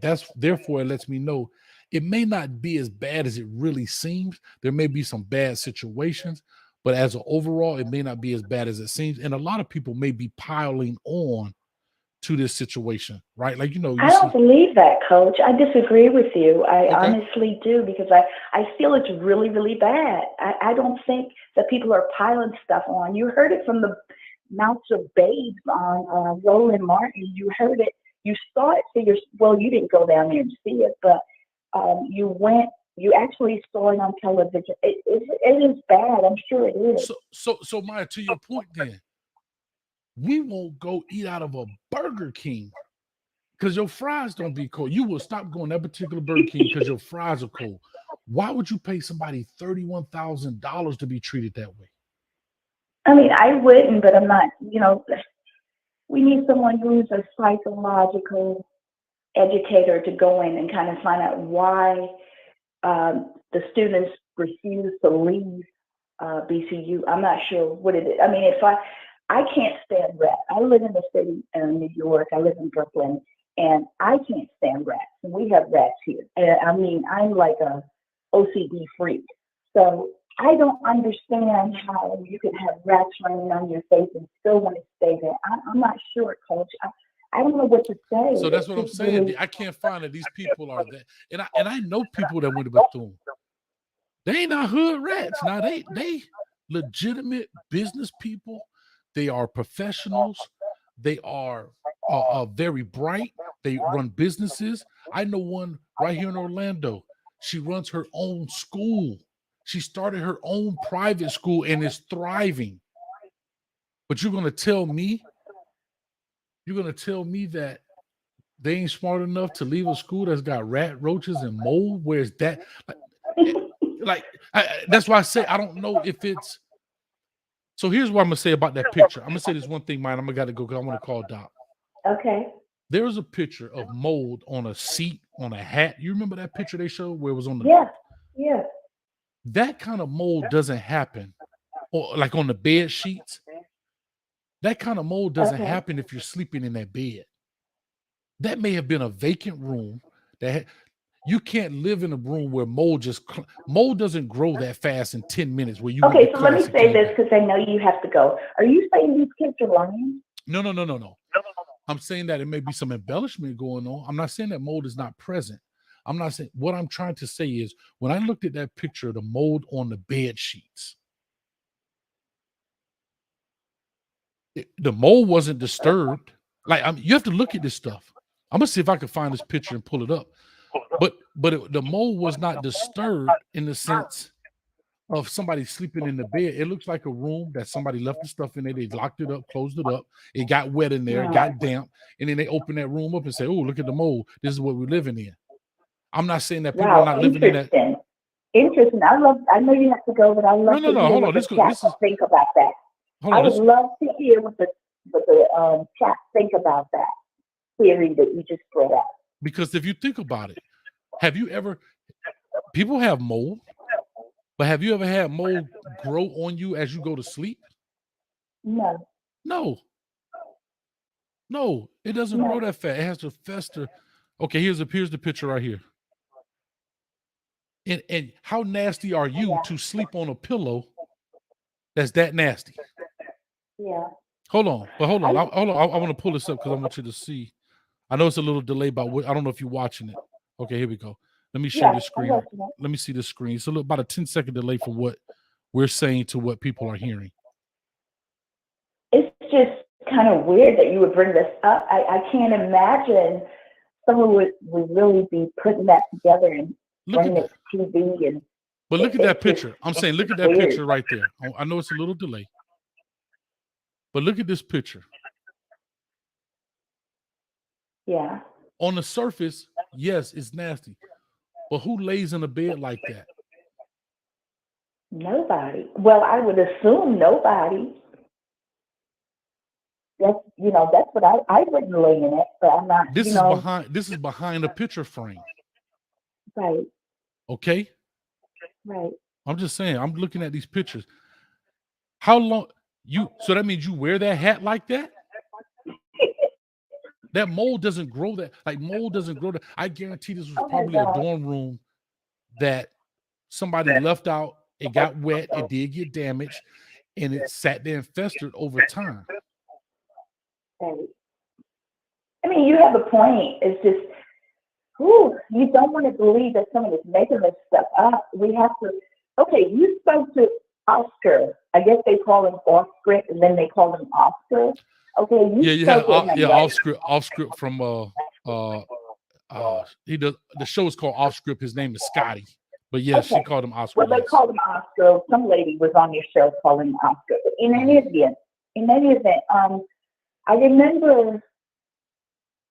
I remember going on his website, and he went to BCU. Can you do an interview with him and find out what happened? Who is this? Off script. He went to BCU. He did a Oh tour. yeah. I'll reach out to him. We exchange numbers, so yeah, I'll definitely reach out to him. We'll do something. Yeah, because I want you to come back on and confirm to us what you're saying. Your theory is saying that looks like mold that hasn't been disturbed, because it would be really crazy that these people from BCU come on and lie, because I don't think they're lying, but I don't think they're lying. So to the point, right? It's not totally a lie. Yes, there is mold in the dorm room, and those people things probably got damaged. But for you to say that you live in that condition right there, I think that's an embellishment on what I think that's a little pile on. That's what I'm saying. Now, is there a little maybe moisture and heat and stuff like that? Sure. But when you lock in a room, especially dorms, we know when you go out for Christmas break, you leave for Christmas break and you don't come back to probably around Martin Luther King. That's 30 days that you lock up a room and it's dark, it's damp, it's wet. I work at a school. We close the school doors for Christmas, for the summer. We come back, it smells mildewy in there. And it's a we new never school. had that problem at Southern. I'm not sure at Howard, but I'm just saying we never had that problem. Right. But LOL, listen, I got to run. Thank you so much. Don't be a stranger. You got the number. Y'all call on in, and we'll definitely make it happen, okay? Thank you. And you and Reggie, y'all work it out. Y'all stop it. Okay, bye-bye. All right, bye. All right, Doc, let me get to you, Doc. I'm going to call you, man. I'm about to wrap this deal up. What number did you say? Doc, if you still on, what number did you say you had, man? I'm not sure what number you say you had.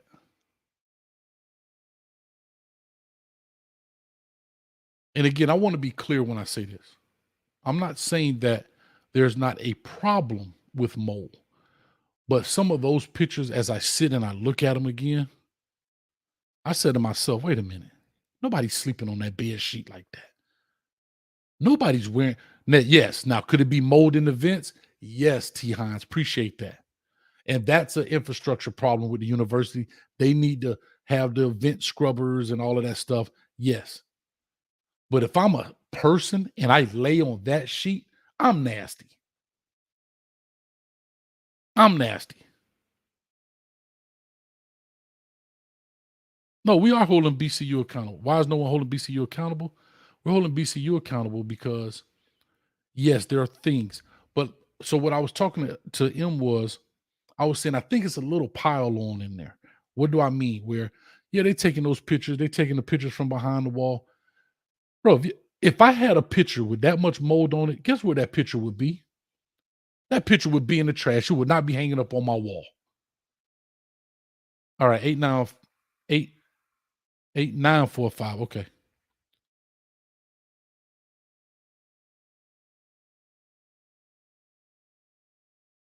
Oh Lord, where did it go? Here we go.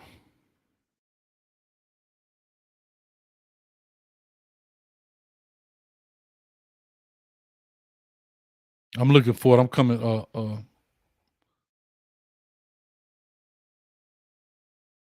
8945. I'm looking for it. I'm not sure when you called in either, Doc. I don't think I have your.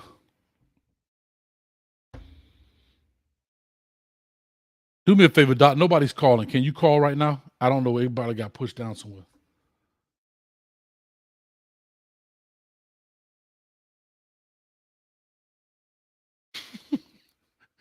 Yeah, he fumbled the ball on that one. There you go. All right, Doc, I got you. He fumbled the ball on that one. It's not mold, it's mildew. Yeah, that was about the dumbest thing I ever heard. Doc, what's up with you, man? We got on Doc Holiday from HBCU Overdrive in the building. If y'all don't know, go check him out. Hit the button for him, man. Let's get that man show jumping because he got great content. Talk to us, man. Man, I'm good, bro. I'm good. First of all, I want to congratulate Bethune Cookman for hiring the right. I mean, I want to say right coach, but a coach that can help right the ship. What I had loved to see Every in the sweat, yes, I would have loved to see Every in the sweat. But maybe it wasn't his time at that. Maybe it wasn't his time just yet. There's going to be some more openings coming up soon in football. You just got to wait and see. Also, there's going to be some teams there's going to be some schools that might have, start playing football in the next year and a half, 2 years. I just did a interview with the AD for Chicago State. She, they're doing an exploratory committee to try to, they want to get football to come for their program. They do. Hey, they can be finding a coach. They can find Ed Reed up there. He can go to Chicago to start from scratch. Okay.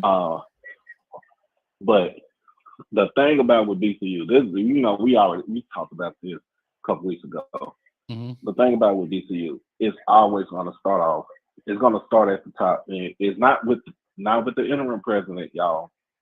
It's going to be with the chairman of the board, Belvin Perry Jr. Esquire. That's who's going to be that's the person that's at the top. Because now you really think about it, I started reading up on when they hired Coach Woodie, to run the football program.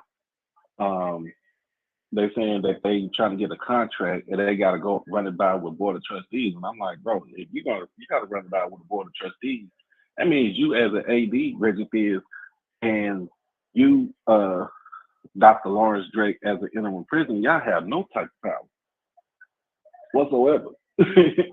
You have no type of power to try to get a contract, ratify the contract, and make sure that you got your guy signed, sealed, and delivered. All right. But it always gonna come down to the head of the table, which is the chairman of the board. He's the head of the board of trustees. He has the final say because that's to me that's where they yield their power at. That I like the fact that the students from Bethune Cookman went out there and protested, yes, because it was about time that people find out what the hell is going on at Bethune Cookman, what's going on down in Daytona Beach. It was a must. It was a must to figure this out. A lot of kids they've been there before saying that it's been going on and it's been going on, but they never had. I don't know if they had their voice or they were, they try to silence them or muzzle them. But these kids now have a voice. They had a voice and they voice their concerns, but you don't want to do stuff out of emotion, but you want to have a plan of action. What was your list of demands to the board of trustees that you want to see happen with Bethune Cookman? Because if you're just upset because it's just a little bit more, and I'm not, making it not a small deal, but just a little bit more here and there, just from three or four pitches, then you're doing yourself a disservice. So it was good that they went in there and they protested. If you really think about it, that's how Howard got their issues done, situated with the dormitories, where they basically occupied the administration building where the president was at, and they got down to business and told them what was up. So and let me ask you this, Doc, to that point. I applaud the Howard students because it didn't take. I'm sorry, I got this thing so loud. It didn't take it didn't take somebody to do that. The student body rose up, right? This came about through a coach. What if Ed Reed doesn't ever take that job? Would this continue? Right. Because like I told you, Doc, I've been hearing stories kind of like this since I was in high school. What I'm saying to you is, like I said, to go back to your point about Ed Reed, this may have been his purpose. I don't know how God works in mysterious ways. His purpose may have been here come to rip this Band-Aid off, like I named one of the shows, to rip the Band-Aid off and No, you good. Yeah, and truly expose the wound that's there that needs stitches, antibiotics, some alcohol, peroxide. It need all that stuff. But where I applaud the Howard students is the student body did that. And they rose up and got things done. I guess my question is, where is the fight in the BCU student population to have that same, like they could have literally take the blueprint that Howard had, especially in today's society where contact is so easy. The SGA president could reach out to the Howard SGA president. How did y'all formulate that plan? We want to do the same thing. Like, it's not like back in the day when you had the rotary phone and you had the dial long distance. So what I'm saying is our young bloods, our young bodies are not taking advantages of the resources they have to make change. Hey, so I'm looking in your chat. They're saying that's not the first time that they protested. It's just the first time it just got magnified to the point where, nationally, because of what happened with Ed Reed. Okay. Now, Ed Reed was, to me, like I said, Ed Reed was that catalyst. He was that spark. Sure. But those kids are the ones that's going to fan the flames to where they get that message out and say, hey, this is what's going on here at Daytona Beach. We do not feel safe. We feel like we are living in subpar conditions. I know people in third world countries that will live better than this right here. And we're supposed to be one of the greatest countries in America and stuff like that, so on and so on. Right. So those kids are the ones that kind of fan the flames to let everybody know, like, hey, we are mad, we are pissed off, we are upset, and we want to see change. Mm-hmm. Ed Reed was just that match. He was just that spark, like. And now we got a California wildfire going. Yeah, I totally get it. A cigarette butt and turn into a wildfire. Pretty much. And so now going back to the athletics part, Coach Woodie probably would. It's going to be hard for him because he wasn't there for when they signed the kids. They signed a decent class yesterday. So I will give them that. I will give some of those kids that actually signed yesterday to Bethune Cookman to play football for them. Mm-hmm. Hopefully the staff that he has around him will be beneficial. It will help them, guide them, and let them, help them grow to become professional young men on the field and off the field. So right now, the football team shouldn't be upset because they're getting one of their own back. They're getting, you know what I'm saying? He is a VCU alumnus. Mm-hmm. He did play on the team back when he played on the team with who was coached. He was coached by Alvin Wyatt. Mm-hmm. You know what I'm saying? Alvin Wyatt is a legend for VCU football. The sky's the limit with Bethune Cookman. Mm-hmm. You just have to give this man a chance. Mm-hmm. And then Reggie Thiers, as the athletic director, you got to give this man everything that he needs. You cannot go back on what you say, what you promised this dude. You can't. In the president, y'all cannot go back on what y'all promised this guy. If y'all promised this man he needs the practice field, give him a practice field. If he needs a full-size track, not just for his football team, but for the whole track team, give it to them. If they need lockers and stuff, stores on campus to store all their football equipment, give it to him. do not just sell this man you know what I'm saying? Do not sell this man a whole pipe dream Mm-hmm. and then pull the rug up under him, and then he's gonna be like, why y'all not doing, you know what I'm saying? You're reneging on this. Why you not doing this for me? So let me ask you a question, Doc. Let me ask you this. You're Coach Raymond Woodie.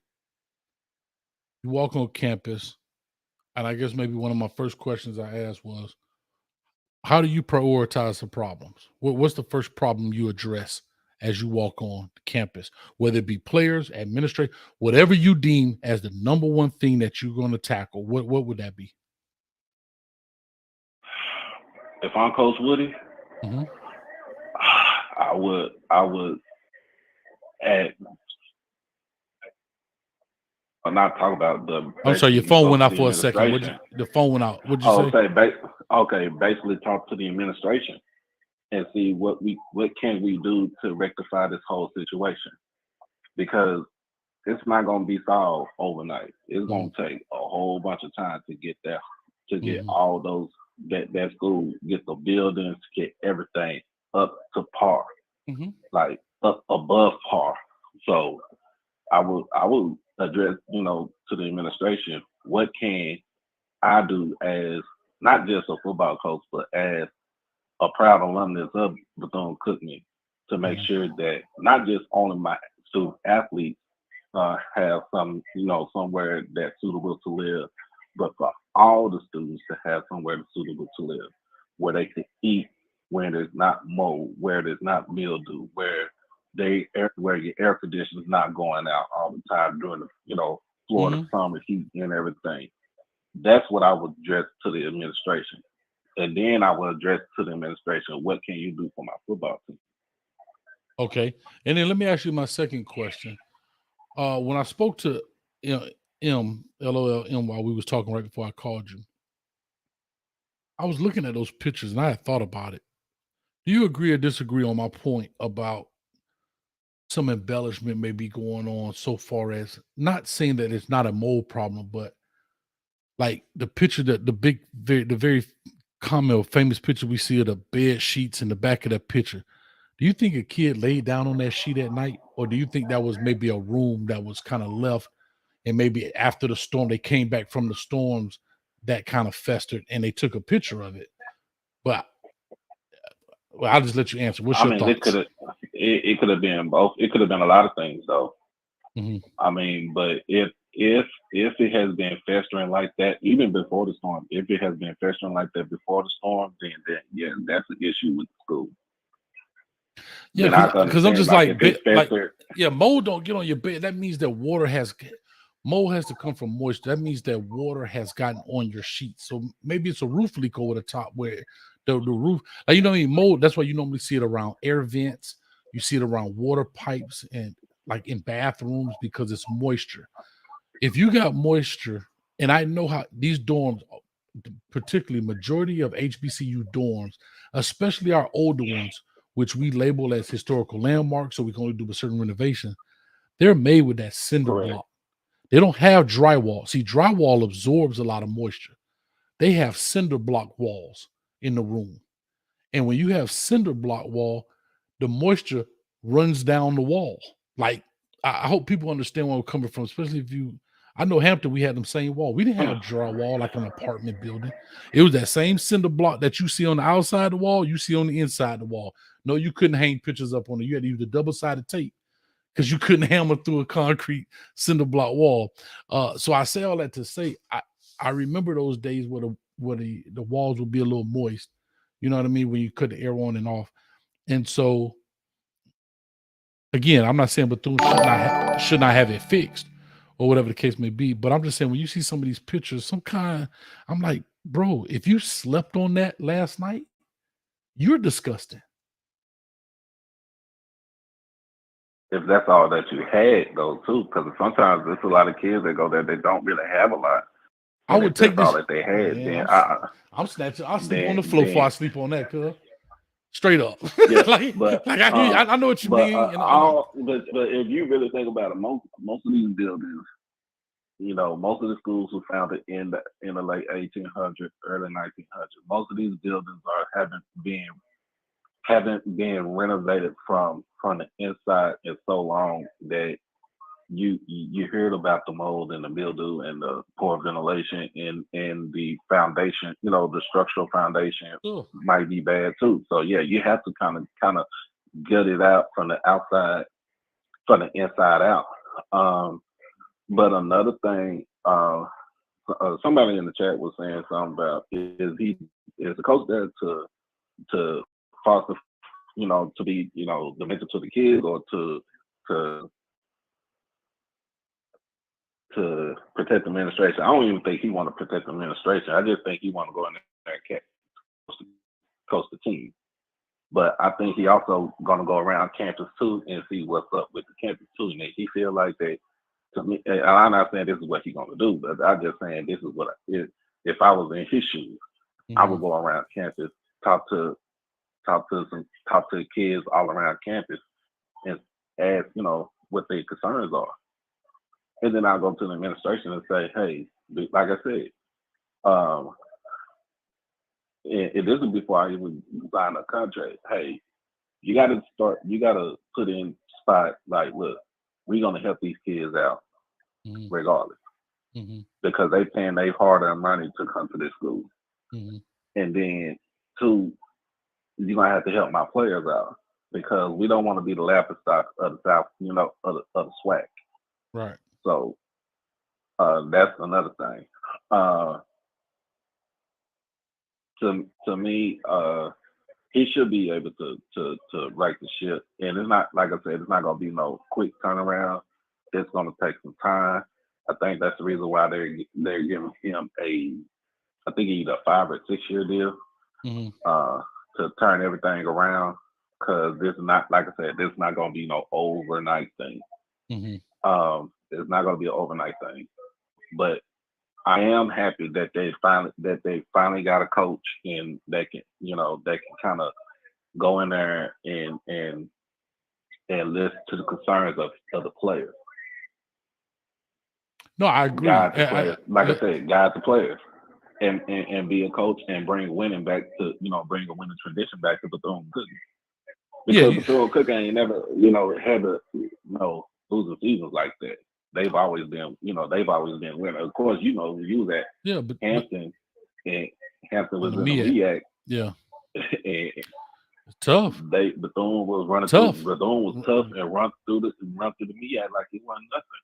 So let me ask you this: do you think and I don't know this because I know you follow a lot more closely than I do, and this will be my last question. But Terry Sims, there's not been a lot of talk about not Terry Sims speaking out, but there's not been a lot of talk about was it fair to fire him based on, because here's where my next question is.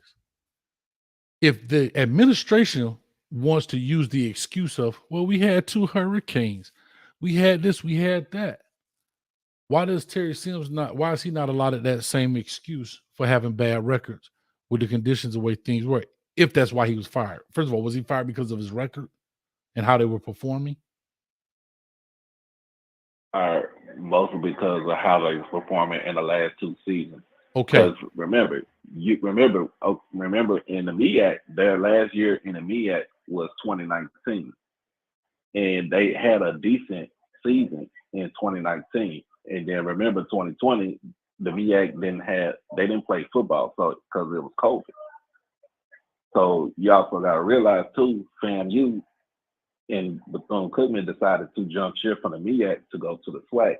That happened in the spring of 2021. So from the fall of 2021 to last season, I don't think they were prepared to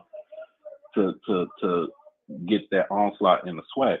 Because in the MEAC, the MEAC played physical, hard football. The SWAC is more finesse style, big plays, and stuff like that. So the SWAC like the Pac-10, the SWAC like the Pac-10, and the MEAC more like the SEC. Is that what you're trying to say? I'm just messing with you. Like that. I'm just messing with you. You can say it like that. Because I've seen a couple of MEAC games, man. A lot of MEAC games this past season, and I'm like, bro, y'all built different. Y'all built different. But and I know one thing I did not like of what the president said when they had the little town hall meeting with the students, with the football players and the former players coming in, NFL players that came in that played at Bethune-Cookman. I didn't like y'all play bad. Like, yeah, they play bad, but damn, you ain't supposed to admonish them. You're supposed to see what the hell they can do. You know what I'm saying? To try to get better. And to your point, but to your point, Doc, why is it that the school is allotted the latitude to have these problems, and it's okay, but Terry Sims going in from a new conference here, and look at the challenges he faced. You're dealing with a pandemic. You're dealing with, didn't they play all their games on the road the next year? This year they played all the games. So 2021, they had all their home games. They played their away games. They played the Florida Classic in Orlando, as always. They really didn't have too much of a problem in 2021. I just felt like at the time that season, they're just now trying to get used to being in the SWAC, and then you're in the SWAC East division. So you got to remember, SWAC East division is already top loaded with Jackson State, and plus you have FAMU. Then you got Alabama State and Alabama A&M, and I would say Valley, but Valley plays everybody tough. So I don't think they were ready for that onslaught. This season, of course, I could say, well, September you had one hurricane. So you spent most of your time on the road. The Jacksonville Jaguars, even though that game was already being slated to play in Jacksonville, because they made that move before the season started, that was kind of considered a home game. Mm-hmm. Every other game except for probably one game or two were basically on the road. They played a game at home against, I think it was the one Mississippi Valley. I think it was against Alabama State, and I think they played that game in Daytona, and I think that was the first game that they played in Daytona since the hurricane. But to that point, right, with all of those details, do you think firing Coach Sims at that point was fair? Whether it was right or wrong, that's their decision. Do you think it was fair? Do you think it was a well-advised firing based on the conditions, based on the situation that he's facing? In 2022, I would not have thought about firing Terry Sims. I probably would have gave him one more season. Because I'm gonna be honest with you, Coach. You got a whole bunch of coaches in the SWAC that probably should be fired right now, but they ain't fired. One example I can give y'all is Coach Clarence McKinney over at Texas Southern. Mm-hmm. You got a once in a lifetime quarterback in Andrew Body, and you couldn't right that ship. Mm-hmm. And you got one more season to right the ship. And if you can't right the ship in Andrew's third season under him as quarterback, then you did that kid a disservice, and yes, you deserve to be fired.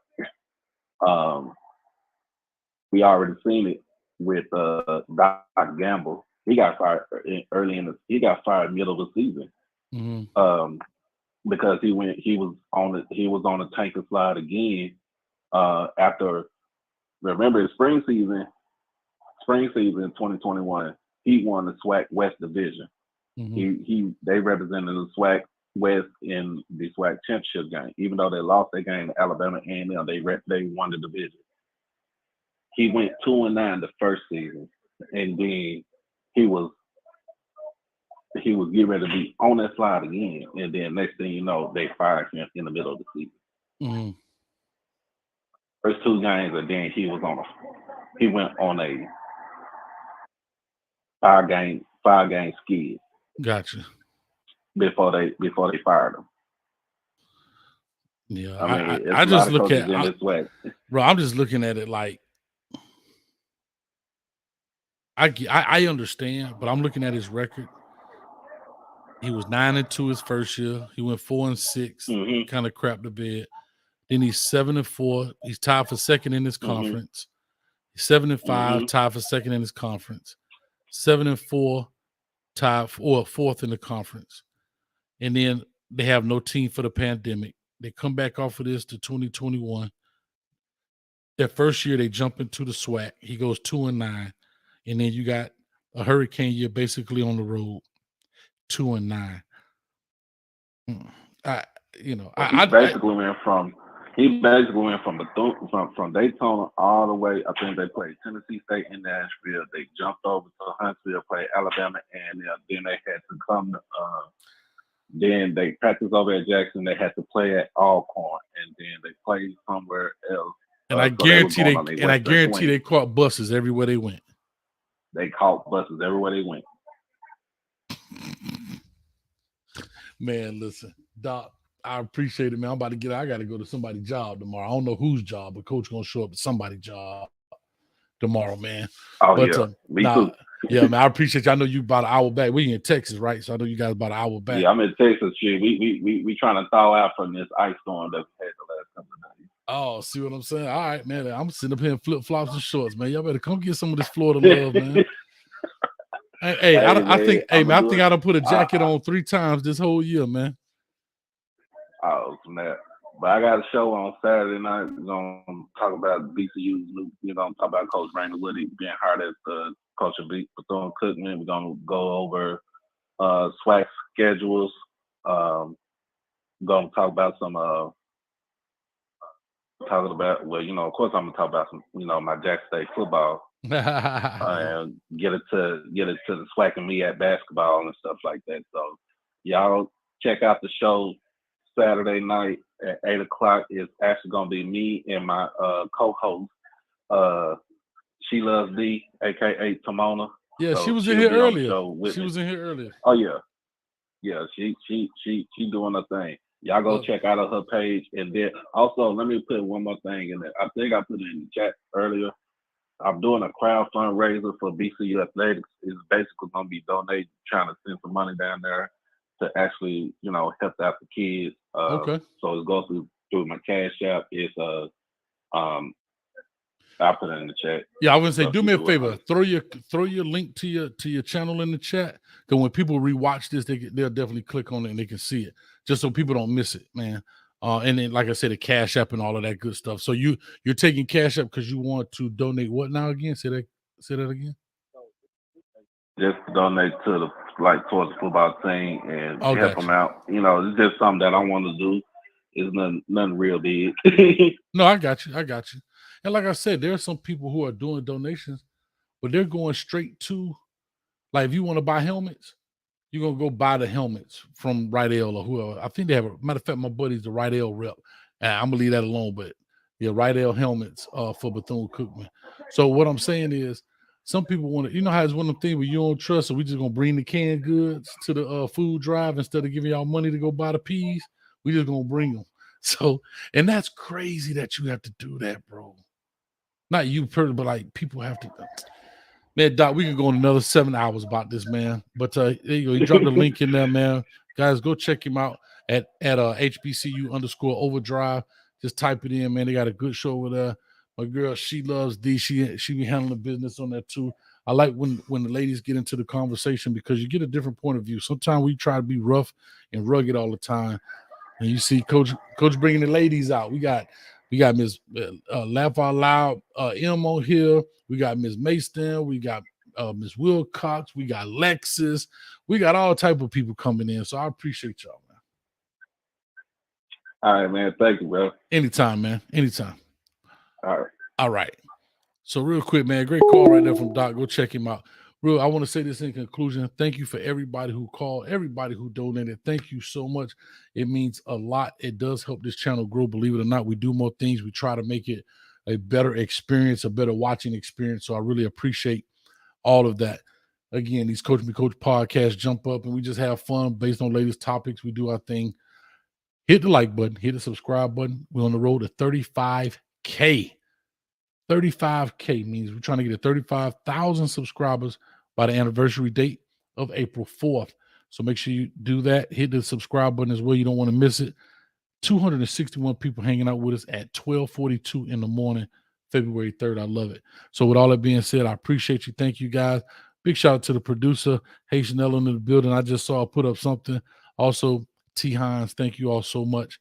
There she go. Look, come on. Just said her name. Boom. There she go. And look at Ellen on the job. Just dropped it for you, Doc. She got you. So with all that being said, thank you guys so much. Really appreciate it. And Coach Hayes will catch you at the 50-yard line. Peace.